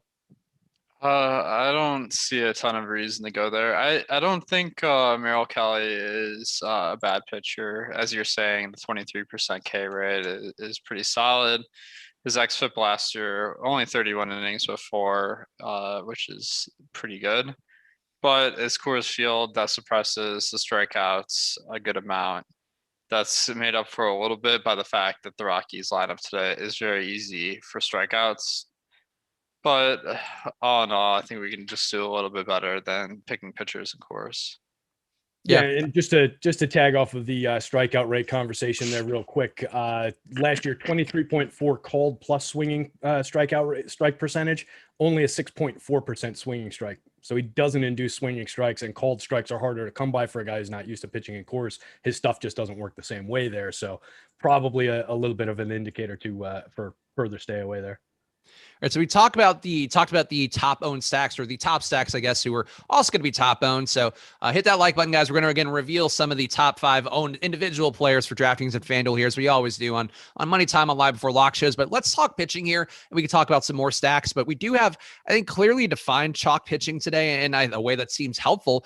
Corbin Burnes, for him going against St. Louis, seems to be one of the chalk pitchers. Though he actually came down a little bit. It looks like Lance Lynn now on DK going to be the highest owned guy. And I guess, Alex, that's a spot for Lance Lynn where he's been pretty good. He's going against a lineup that does have some power.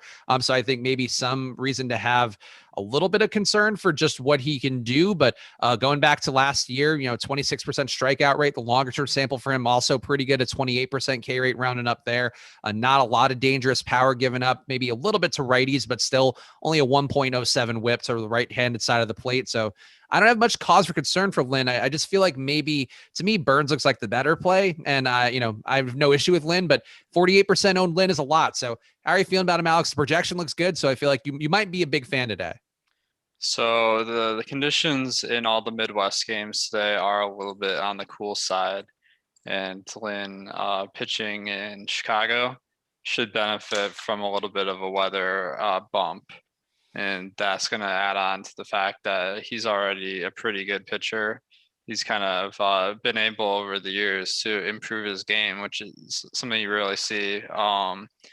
So I think coming off last year where he had 27% strikeout rate, that's definitely appealing versus a team that has a lineup that's about average in every single metric, whether it's getting on base, power, or strikeouts. So just a pretty nice price tag on Lynn in the high 8Ks on both DraftKings and FanDuel. So I see no reason to not play him. So are you buying in here on Lance Lynn as the chalk pitcher of the day going against Kansas City team who's got 6 guys who strike out above league average in their lineup? Yeah, I am. I think it's a pretty good spot. Lynn is a pitcher I really like. I'm excited about what he's done over the last couple of seasons. 28.1% strikeout rate in 208 innings the year before last, 25.9% in 84 innings last year, 4.34 xFIP last year, 3.13 the year before, really outstanding year the year before in a bigger sample, more stretched out. He's a case study of a guy who was a product of the pitching coaches that he was working with.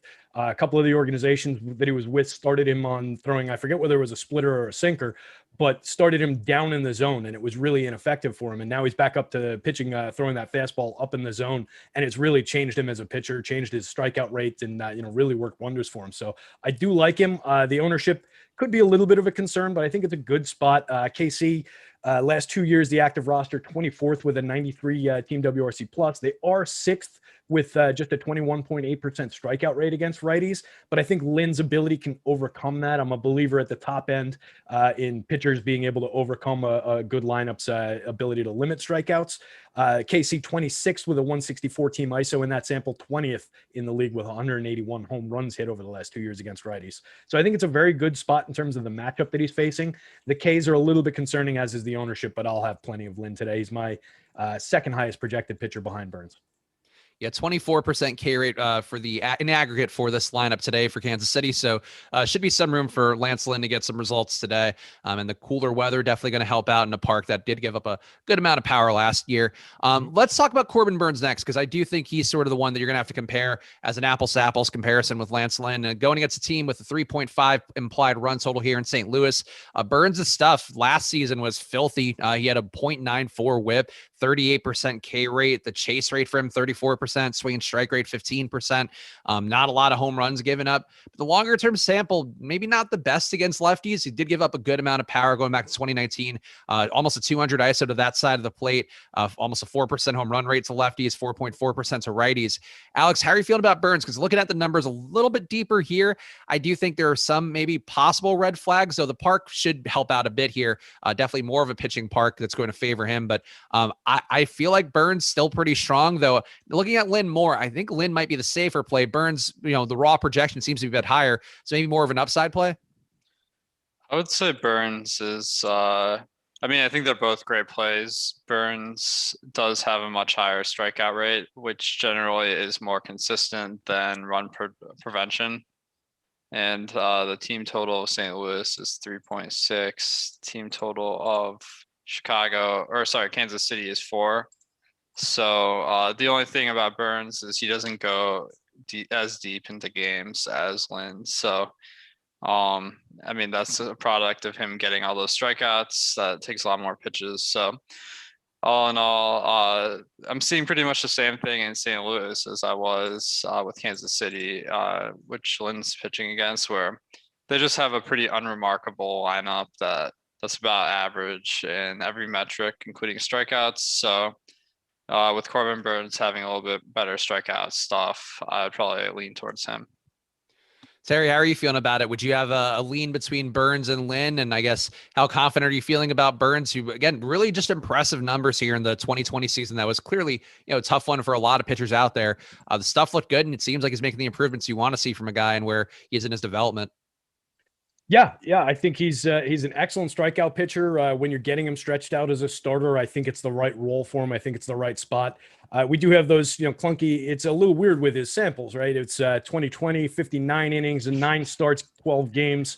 The year before that, 49 innings, only 4 starts. The year before that, 38 innings, all out of the bullpen. So his sample's a little bit all over the place, and it produces some weird outliers like 17 home runs and 49 innings pitched in 2019. Only allowed 2 in 59 innings last year, 4 in 38 innings in 2018. So that's a little bit interesting, but I don't think it's that much of a concern, particularly going up against a lineup 25th in with a 171 ISO the last 2 seasons against right-handed pitching. Not a ton to worry about power-wise in St. Louis. They do have some good hitters, don't get me wrong, but I think he can definitely put up a solid strikeout game in this spot. And yeah, he's my highest projected pitcher on the day. The ownership, 25-ish% on Fanduel. I can ride that. I can go to that pitcher on Fanduel. I wish he was a little bit less expensive, just because I do think there is a potential for the amount of innings that he throws to be capped, like Alex was talking about. But I think highest end pitcher in terms of strikeouts on the board, my highest projected guy, I'm going to have to go to him a decent amount here. Yeah, definitely a premier play today, going to be owned like a premier play, but does seem a bit less owned than Lance Lynn on DraftKings. So keep that in mind today for your various pitching options. One quick thing here, which, just a tangent, but St. Louis, Nolan Arenado, has there ever been a player that you can recall, Terry, in your recent years here, that Arenado going from the most friendly hitting park, most friendly situation to a spot here where he's not going to get that park factor boost at all? And I feel like for a guy who clearly wanted to be a star, wants to be on a winning team, his numbers are going to take probably one of the worst dives, I feel like, of anybody who moved around in free agency this year. Yeah, it could be dicey for Arenado. So, it's not like he's going to be, I think this is probably his last big contract. So, it's not like he's really playing for numbers going forward. But yeah, just looking at his numbers overall, home road splits for his career, at home is going, at home being Coors, 288 career ISO, 128 WRC plus. On the road, 207 ISO, still very good, and a 108 WRC plus. So, he's not the same hitter. 265, 322, 472 career slash on the road, 322, 376, 609 at home at Coors. That is just a dramatic difference. Struck out 13% in Coors, 16% on the road. I think he's going to be in for a down season compared to Nolan Arenado of the past. I do still think he's a good hitter, and he's in a decent lineup, in a good spot in that lineup, hitting behind Goldschmidt, ahead of DeYoung, with Edman up top, Matt Carpenter following him up. So there are bats I like. I think it's an okay team for real baseball. I don't know how much DFS this team's going to be worth. How many shares of DFS lineups this team will be worth. Maybe the top 4, top 5 there we'll get to sometimes through the year. But I think they're a better real baseball team than they maybe are a DFS spot. Speaking of Terry, I guess, because we have a few seconds here, or a few minutes before we get to the halfway point of the show, can do the home run picks and do some hat flipping here for money time. But let's just the Cardinal stack here. Is there any interest at all in going them? Because we mentioned some of the historical numbers about Burns and how they do seem a bit odd, just because he's been pitching in different situations. Gave up more power one year, gave up no power at all last season. But is there any world at all where you'd see yourself getting some Cardinal stacks? It's not a high probability stack, but also a stack that's going to be completely unowned, it looks like. So just have to throw it out there just as a chance that maybe you like them as getting some sort of leverage against Burns. They're relatively inexpensive, except for Goldschmidt and Arenado and a little bit Paul DeJong. And those are the three hitters that I would really want. So I think there's probably FanDuel side of things a better way to spend 3,900 and 3,700, or on DK 5,000 and 5,200 than on Goldschmidt and Arenado here. I do like the fact that they're going to be 1-ish% owned across the board. So I might throw a few shares in there, particularly going up against a highly owned pitcher in Burns. But it's not a high upside spot. It would be tournament dart throws only, and something where I'm, basically willing to take a zero in those lineups, or have those lineups not cash, because I definitely don't like the spot. Everybody on the team sub 3 in my home run mark, and 10 is our above average number that we're looking for. So sub 3 across the lineup, pretty bad, pretty suppressed for power. A lot of strikeouts there. So I greatly prefer the Burns side. I might just throw a couple contrarian oddball stacks at it, and it would be with those top 5 guys. Alex, same question to you. Would you have any interest at all in a Cardinal stack just to go against Burns, or I guess Kansas City too, because we didn't ask that question for them. And they do have some guys who have pretty dangerous power. Salvador Perez, Jorge Soler in the middle of the lineup. So do either of these stacks look appealing to you with Kansas City or St. Louis, just to try to go against two highly owned, two very chalky pitchers? It's definitely not crazy to take the leverage versus Lynn and Burns. It is baseball. I mean, I have the percentage chance that each of these will go off on the top stacks page. So Kansas City is about 4%. I would favor them being the away team, where they get the extra half inning when they're cruising. That makes a difference. But St. Louis is in the mix. The one thing I would say is, I'm not just trying to build a lineup that's a winning lineup. I'm trying to build a lineup that is the most winning. So generally taking one of the bottom stacks off the board is not the best approach, but I think it can be a winning approach. Okay. Yeah, no, I think that's fair. And yeah, definitely just jumps out when there's that much ownership, but not the best plays. As Alex mentioned, only a 4% chance of being a top stack for Kansas City going against Lance Lynn. And as we mentioned, just a 2% chance of being a top stack for St. Louis going against Corbin Burns. But it's the halfway point of the show, so let's do it. It's money time here. MLB Live Before Live. Let's get that energy up. Woo! Here Get this man some coffee. I'm glad. See, that's what they brought me in here to help add some hosting of fire to the show, and that's what Alex and Terry they appreciate it so much. Great for morale when I wave my arms around like an inflatable tube, man. Let's do the top 5 owned plays. And of course, you can always get these top owned plays. Really, every single player on a slate, ownership projections, player projections, top stacks tool, top pitchers tool, and the lineup builder with our promo code starting9 goes away tomorrow. So take advantage of it while you can. Go to awesemo.com/join. Use that promo code starting9. Starting with the number 9 now. 9 days for $9 of all of our MLB data. Awesemo plus MLB package. Top 5 owned plays on DraftKings. Number 1, Lance Lynn at 48%. Number 2, Trevor Story at 47%. Number 3, Corbin Burns at 41%. Number 4, Jose Berrios. Jose Berrios at 39%. And number 5, Josh Van Meter up to 38%. Alex, out of those top 5 owned guys, obviously a little different with baseball compared to basketball and these other sports because it's so much about the composition of everything. But when you have Lynn, Story, Burns, Berrios, Van Meter, does one of those guys jump out as being more of a fade than the other 5 or the other 4? Yeah, I think anytime you have batters being the highest owned players of the slate, that's a little bit of a red flag, because I think Story is a great spot. He's probably the best bat of the day, but when I see that he's 50% owned on DraftKings and FanDuel, I don't love building stacks that fade the best player on the team. So that wouldn't make me want to build a Colorado stack without Story, although I don't think that's crazy. That would just make me not want to play Colorado, because I feel like their chance of going off is a lot lower than the ownership that they have. Tara, any thoughts for you on that top 5 for DraftKings? I know you are primarily a FanDuel man, but you like to get a taste of both. I know we all know that about you. When you have Burns, Lynn, Berrios. Actually, no, I'm looking at the projections now. My bad. When you have Burns, Story, Lynn, Berrios, and Van Meter as the top 5 on DraftKings, does one jump out as being more favorable than the others? I would have similar concerns about Story. That one stuck out to me when we were talking about the Rockies, and I didn't get a chance to bring it up. But on both sites, I think when you're pushing 50% owned for a hitter, that starts to be concerning. And like Alex said, it doesn't necessarily mean we want to start just grabbing the bottom of that lineup and just going away from him, but staying on them. I think I would be in a similar boat. And I said it when we were talking about these teams. I think I'm just going to be underweight on Coors, which is a position I usually land on. I don't go to Coors all that often. They're loaded up. So I usually own them. Don't get me wrong. Like on a Coors slate, I'll have a bunch of shares of Coors, but I'll usually be under the field on most of the Coors matchup on both sides of it in terms of the hitter stacks. And then I'll try and duck under the field on an overexposed play like that. And then maybe get to guys I think are a little underexposed, but still quality hitters in that lineup. Like I think McMahon and Hilliard, like we talked about, potentially underexposed, as well as Tapia at 15% on DK, 10% on FanDuel in that last update.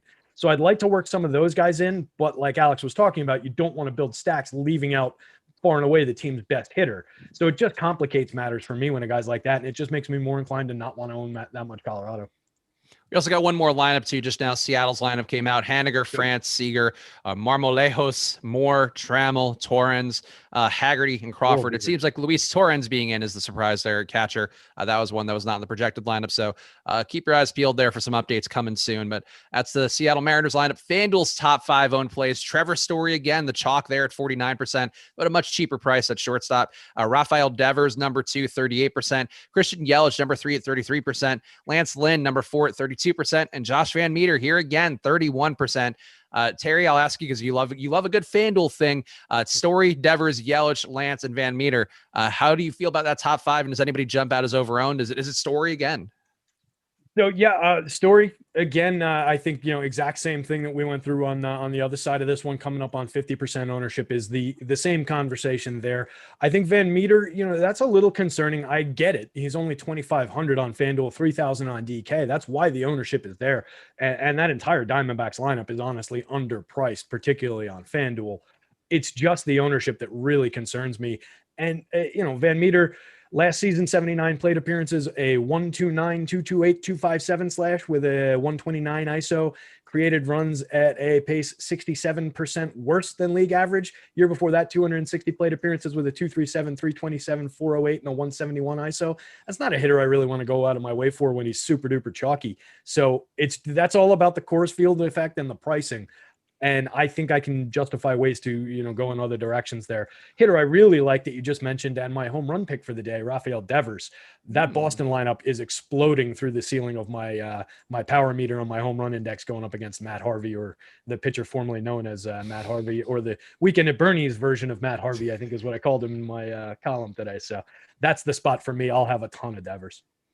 All right, let's do the home run picks now, since Terry so graciously segued us over there. And shout out to Solid Picks. I think this is a funny super chat, which I appreciate, saying Spags is the GOAT. I think it's funny I'm on a show with Alex and also Terry too, two really sharp DFS players. I am not a GOAT. I'm just a man who waves my arms like this to be silly at 9:30 in the morning, but I appreciate it. We have many GOATs on this channel, and I would say Alex and Terry right up there with everybody. So make sure you're consuming all their content. And of course, subscribe to the channel to see all the hours and hours of video we're doing here for MLB, for NBA, for NHL, for PGA, really everything out there. We are covering it.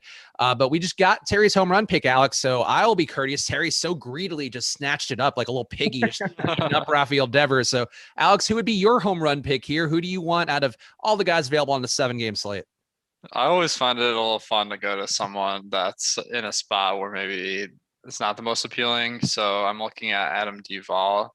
The Miami lineup in general doesn't have very good power, but Duvall is a big exception. He had a 30 or 300 ISO last year almost. So he's batting 6th. So that's not a great spot to get a lot of plate appearances. But I do think he's a huge boom bust option because his on base percentage really wasn't that good last year, but he had great power.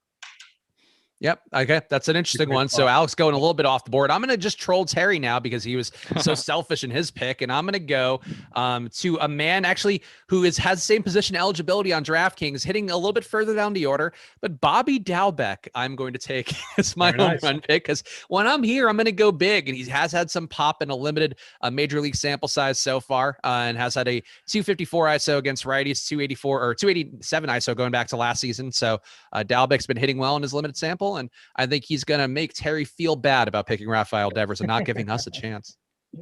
Hey, I love Dalbec. I got him in my dynasty keeper league. I'll take a home run from that kid all day long. And I actually really like the Duvall call. He was in my home run board that I do a home run pick for every team in my column. Alex, he was my home run pick from the Marlins. I love that spot for him. Excellent in same-handed matchups as well. Ton of righty power. So we also got a news got alert here, which our producer Tyler, always on the ball, sending along. And Alex, maybe another question. I know you talked about the weather up top, but it seems like maybe things are moving a little bit faster. Saying he posted an alert saying, after looking at some things, we do think that the White Sox in for a delayed start / in-game delay / postponement threat, probably a 40, 35, 30% split respectively. Alex, I know you built this into the projections. I didn't pull that. I think it might not be in the right spot in my new sheet, but what do you view now as the postponement risk for this? Do you think it's just delay? I feel like it seems like this one's changing trajectory a little bit faster than it seemed earlier in the show. Let me take a look at the latest forecast. We are like pretty far out from the start time, so the radar typically isn't super helpful for this. But one app that I really like to use is Dark Sky, because most weather forecasts only give you the probability of rain, and Dark Sky kind of gives you the probability plus the intensity. So I see from 3 to 5 p.m. they have it as light rain. After 5 p.m.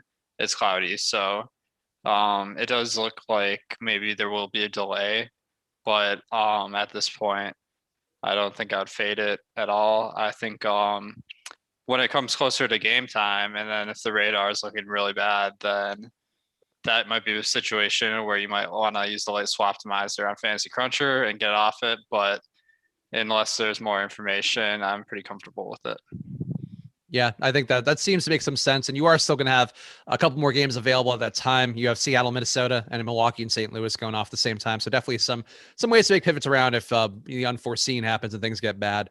Let's keep going through some of the pitchers here. And people in the chat were talking about Jose Berrios earlier. And sorry to not give an actual attribution, because there was one guy who was really curious about why Berrios wasn't up there with the rest of these guys. And I would agree that he does seem to be another play that's deserving of high ownership. He was in the top 5 owned plays that we talked about at the halfway point of the show here. 39% expected ownership on DraftKings for Berrios.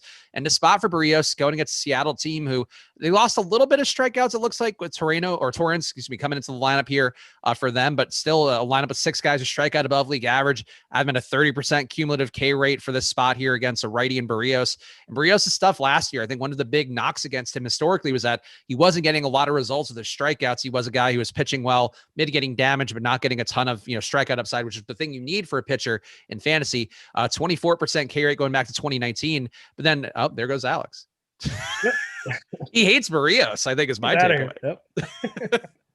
Or the weather came early and yeah, thunderstorm rolled through. Yeah, the storm was like, you're talking shit about me, Alex. You're here, your money won't save you now. Dude, the funny thing, I just moved into a new place and the internet wasn't like installed. So like they're coming out tonight to install it. But right now I'm off the Wi-Fi, so it's a little shaky. The Starbucks lady downstairs accidentally kicked the router and knocked you offline. That does happen. I hope the new place also has a movie theater, Alex. I'll be very disappointed if it doesn't. I wish, man. Like, it's hard to find a place these days with a movie theater. You got to move down to Florida. One of my friends, like when he got married to his wife, they now have a kid too, but like their parents bought them a house for, I think, $350,000 in Sarasota, where it had like a grotto with neon lights and like a movie theater. And I've never been more envious of an adult thing that's occurred in one of my friends' lives. Let's talk Berrios a little more though. The strikeout rates for him, as I was mentioning, came up a good amount last year, 28% for him, 1.2 whip, 4x FIP. The chase rate too, also, solid, but I think looking, actually, now the chase rate was down a little bit more now looking at it, but still everything else results wise was there. Alex, are you viewing Berrios as a guy who is going to keep up the form that he had in the pandemic season? That was a little bit of a weird one. We saw guys play better than usual, saw guys play worse, which is going to be the case when you have a smaller sample size for MLB. But are you buying in today here, going against a pretty strikeout heavy team, 28% K rate in this run going back to 2020 for Berrios? Are you thinking he's a new man, or are you thinking he defaults back to a guy who's a little bit closer to league average in terms of strikeout rate? Yeah, Berrios he's always been a really good pitcher, but strikeouts aren't really his game. So I don't see any reason why we would look at the first game of the season and really adjust based on that. But that being said, he is a good strikeout pitcher at 25% last year. So he has a good matchup versus Seattle, where they probably have the worst lineup on the slate and they strike out a good amount. So I think Berrios is a good play, but I'm a little bit worried about the ownership because Berrios and Burns had that back and forth game, and there was a lot of hype about how well they're pitching. And I mean, they had amazing games. I just feel like that hype is going to drive up the ownership on both of those guys today. Terry, how are you feeling about Berrios here? Where again, the smaller sample size looks really good for him, but definitely a little bit of a hype train going behind him. People in the YouTube chat buzzing about him, which is one way, you can tell, sort of keep your finger on the pulse of things here. But how are you feeling about Berrios in this spot going against a Seattle team? Low implied total for them, 3.3 runs, and some decent strikeout guys in this lineup. Yeah, for me, it's all about that matchup against what I think is a pretty weak Seattle lineup. There definitely are some strikeouts available for him. Last 2 years, that lineup, the active roster, dead last in the league against right-handed pitching, 26.2% strikeout rate. So there are plenty of strikeouts there for him. 29th in the league with 93 home runs. The Yankees are like 305 in that same sample. So that's a very, very weak team against right-handed pitching. So I think we can definitely go to Berrios. I don't know that I expect the extreme upside strikeout game. 25-ish% strikeout guy going up against a heavy strikeout lineup. There's definitely a good spot for him. But that opener that we saw, his last season, 29.1% combined called and swinging strike rate with 11.6% of that swinging. In the opener, he was 19% swinging strikes. So he's just getting a lot of swing and miss in that opener. I think that probably over the next few games regresses back toward his norm, and we see the strikeouts come down a little bit. That said, I do think some of these high-end guys are finding more spin on the ball. He's not a big-time spin rate guy, but if he increases, like he was 26th percentile fastball spin, 31st percentile curveball spin last year. If he's able to pump those up a little bit this season, and a lot of guys are talking about the ability to spin the ball more with raised seams on the new ball. So if he increases that, we might see more swinging strikes from him. So I'm not completely ruling out that it is a new trend that we're going to catch on to, but I'm not buying into it yet either. I do like the spot for him. It's mostly about the matchup. Yeah, I think that's fair. And the price too, a little bit steeper. So it does seem like maybe he should be the third amidst Burns and Lynn, but and obviously including Berrios himself in that, but definitely a guy that should be in the mix, I would think. And, hopefully he does keep up the production that he's had so far. Let's talk about some of the other top pitchers here and kind of close this part out, because I think those three pitchers that we hit on at great depth are the guys that are going to really be meaningfully important to a lot of people out there. We still have some other guys here. I know Marco Gonzalez looks like a decent value-ish play, I guess. You have Tyler Anderson, also kind of the same category. Taijuan Walker, kind of the same category. Not too expensive. Some guys who should be priced and should come up in optimizers because of their value options. But Alex, is there anybody who meaningfully jumps out to you? Because this tier, I feel like below Burns, Lynn, and Berrios, it's a pretty steep drop off in terms of projection and honestly, I think upside too for most of these guys. Yeah. So I think the tough part about today's slate is there really isn't an easy way to allocate your salary to get away from the top end, because Burns, Berrios, and Lynn are all very affordable. So there's not much incentive to go down other than the fact that maybe one of those guys has a bad game. But there are some guys that I think I would put into consideration. Eduardo Rodriguez is kind of a wild card. I liked what Greg was saying about live betting that one, because we just have no idea what to expect coming from his COVID situation, but he's a good strikeout pitcher. And then I'm kind of intrigued by Tyler Anderson. He had a really bad year last year for the Giants. And before that, he was in Coors, but he was pretty good in Coors at least a few of the years. So I'm kind of wondering, like, maybe if he can get his form back. And in his first game this year, he did have a pretty good amount of strikeouts. So matched up versus Cubs, who strike out a little bit more than normal. I'm kind of intrigued by Anderson, but not a huge priority. Yeah, Tyler Anderson getting a good matchup, at least in terms of the lineup he's going against for the Cubs. 7 guys who strike out above league average. Definitely a little bit of a weaker bottom of the order against lefties with guys like Peterson, Jason Hayward, Bote, all these guys still not the best hitters against lefties. And Anderson definitely been banged up during his days in Colorado. But I agree. I think he jumps out as a guy who maybe showed some signs of life last year that could pay off here. Terry, anybody else that you're seeing here besides the big 3 pitchers that we hit on who would be meaningfully in play for you, whether it be on DraftKings or Fanduel? Yeah, there are 2 names on top of my, creeping up toward the top of my board that are in that like 7,000-ish salary range, neither of which really makes me comfortable. They both begin with W. They are Adam Wainwright and Taijuan Walker. Waino was a much better pitcher a couple centuries ago when he was young. I don't love the spot for him, but I think there are potentially enough Ks in that Brewers lineup that he could get away with something here. They are, 25th in baseball over the last 2 seasons against right-handed pitching with a 24.7% team strikeout rate. That said, they are 19th with a 177 ISO, but 10th with 210 home runs hit. Waino bounced back a little bit last year, brought the xFIP down to 4.23 in 65 innings. It was at 4.36 the year before that in 171.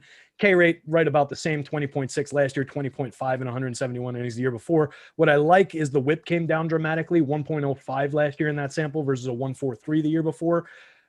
I don't love it, but he's getting more swinging strikes. He was 31% called plus swinging strike rates last year, 10.9% swinging strike rate, highest mark in his entire career. So that was interesting. Hasn't really changed much about the pitch mix. Excellent curveball still, great curveball spin rate. I think there could be a handful of strikeouts there for him, and he could have a decent game unexpectedly. It's the kind of spot where having him, I think, would be, you need one of these other guys who a lot of people are going to kind of go pop for him to produce value. On the Walker side of things, going up against a Marlins lineup that I think is pretty bad here. 23rd in baseball, 24.1% strikeout rate against righties over the last 2 years, 28th with a 1.54 team ISO. So not a ton of power here. The issue with Walker is he missed basically all of 2019 and 2018 through 1 inning in 2019, 13 innings in 2018. Through 53 and a third innings last year, 22.2% strikeout rate, a 4.82 xFIP, but a 1.16 whip. So I think just kind of rounding into form, had a tremendous chase rate, 92nd percentile chase rate last year, but did not strike out a ton of guys. Whiff rate was down. Fastball velo was down. It's concerning, but he projects fairly well for me against a weak Marlins lineup. So I'll have some.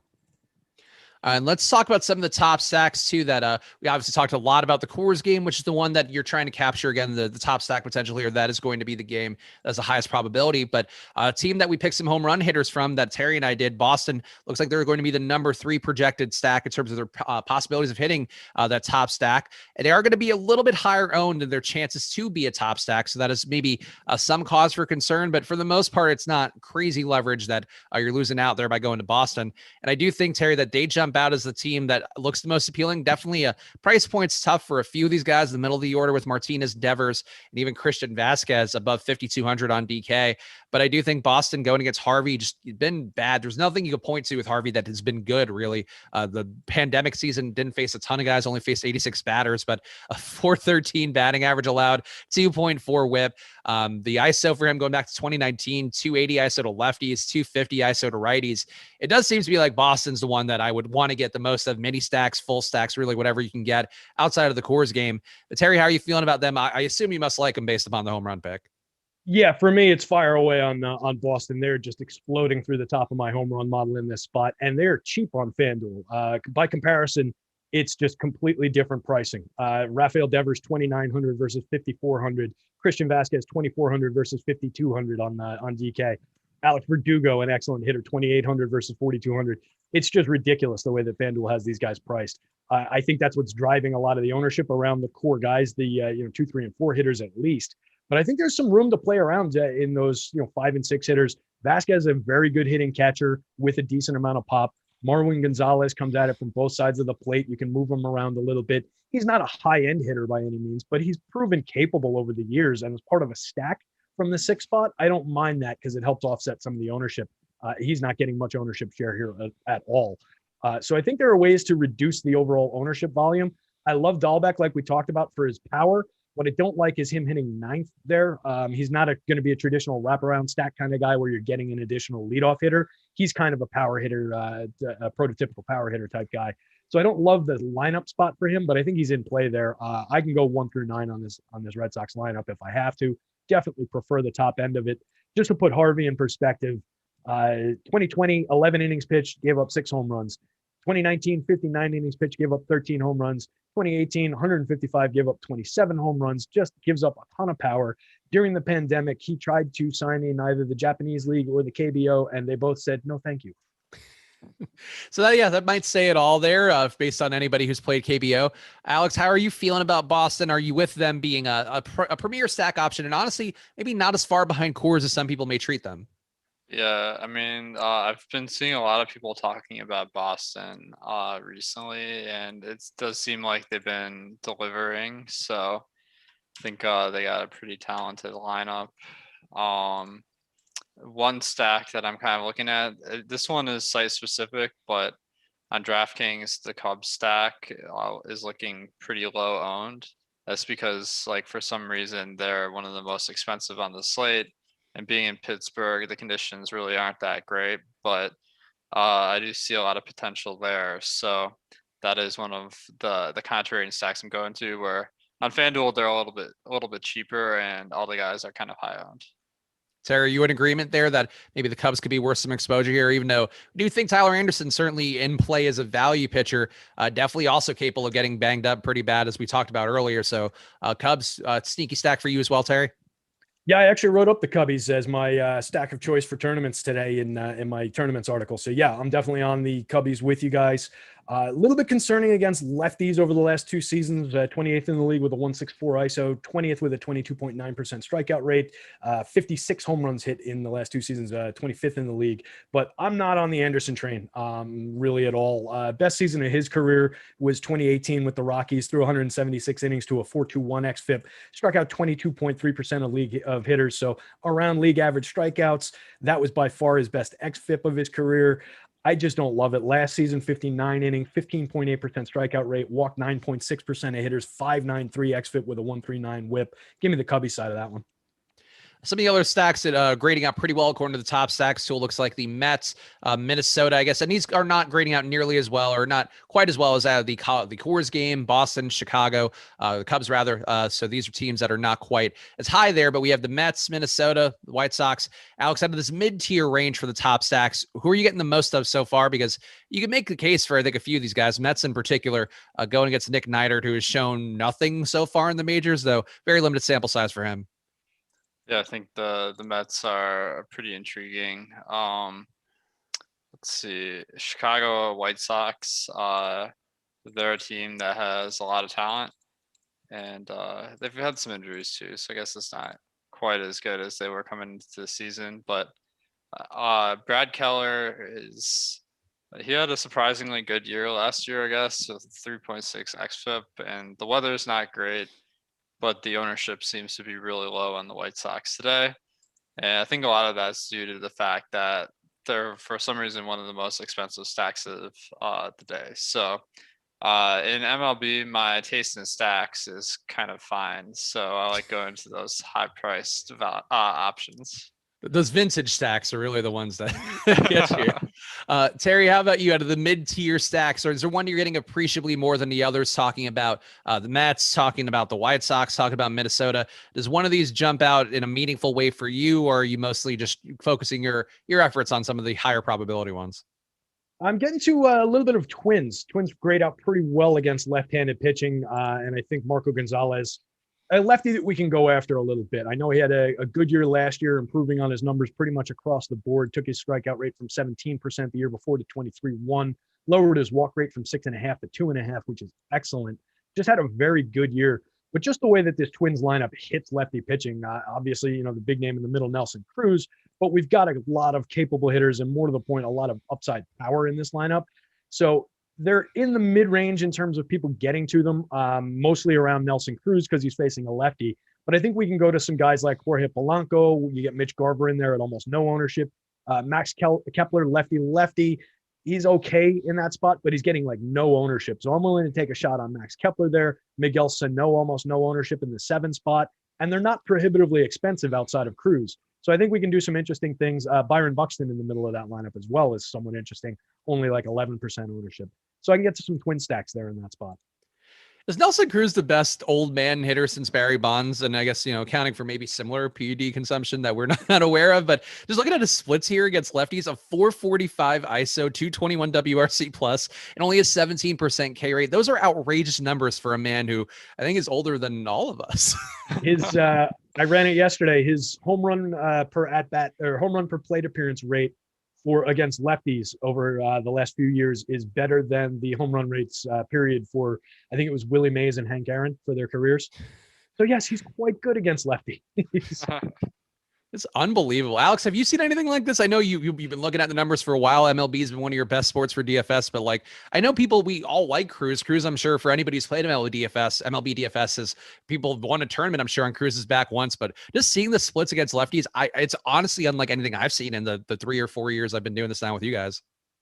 Yeah, I mean, like usually in baseball, there's a pretty sharp decline with age. So I wouldn't be surprised if you're right that there's something going on that we don't know about. But I don't want to stoke any gossip here. But he's 40, so like that is a lot older than most guys in the league. So it wouldn't be shocking to see him drop off this year, but it definitely hasn't happened yet. So he's probably one of the best batters of the day.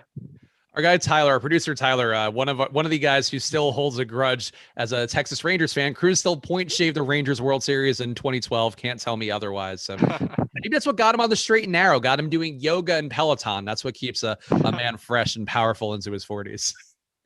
The real question with Cruz is Cruz going to play longer than Julio Franco at this point? Franco played till he was 48. I hope so. I mean, like he's clearly better than Franco was at this age. Yeah, he's going to be 41 during this season. So, I mean, he doesn't have that much longer to go, and he's still killing it. I hope he gets there. I really do. Do you guys have any final thoughts here before we call it quits? I think we are going to be turning over the channel here to all the other feeds. But, Alex, any final things for you? No, I think this one should be an interesting one. It'll be really intriguing to see how many people stack up Coors versus the faders, because I feel like that's always the point of discussion. It's kind of like we were seeing golf with Jordan Spieth being kind of like the lightning rod of the day. So it should be a lot of fun. Terry, any final? Yeah, go ahead. I was going to say over under 50% ownership on Story on both sites. We going over? I think it's over on both. I think it's over. I hope it's over, because that's just insane, and it's easy to make the right move there. Yeah, so there we gave you the advice earlier in the show. And again, shout out to Jock Market. They are here for you guys every single day, turning the fantasy sports world into a stock exchange. Use a promo code AWESEMO20 if you go download the Jock Market app, JOCKMKT. Use a promo code AWESEMO20 because they'll deposit match you for a $20 bonus right away. That promo code starting 9 as well at awesemo.com/join. Use that now. It goes away tomorrow, and you won't be getting any promo codes quite as good as that for a while. So use that promo code starting 9 days for $9. Follow at Awesemo DFS, follow at Digital B21, follow at Chris Spags, follow at Awesemo_com. Always check out the pinned tweet on there too, because there are a ton of giveaways and good things going on. We appreciate you guys today. Thanks for watching. Have a good day. Good luck.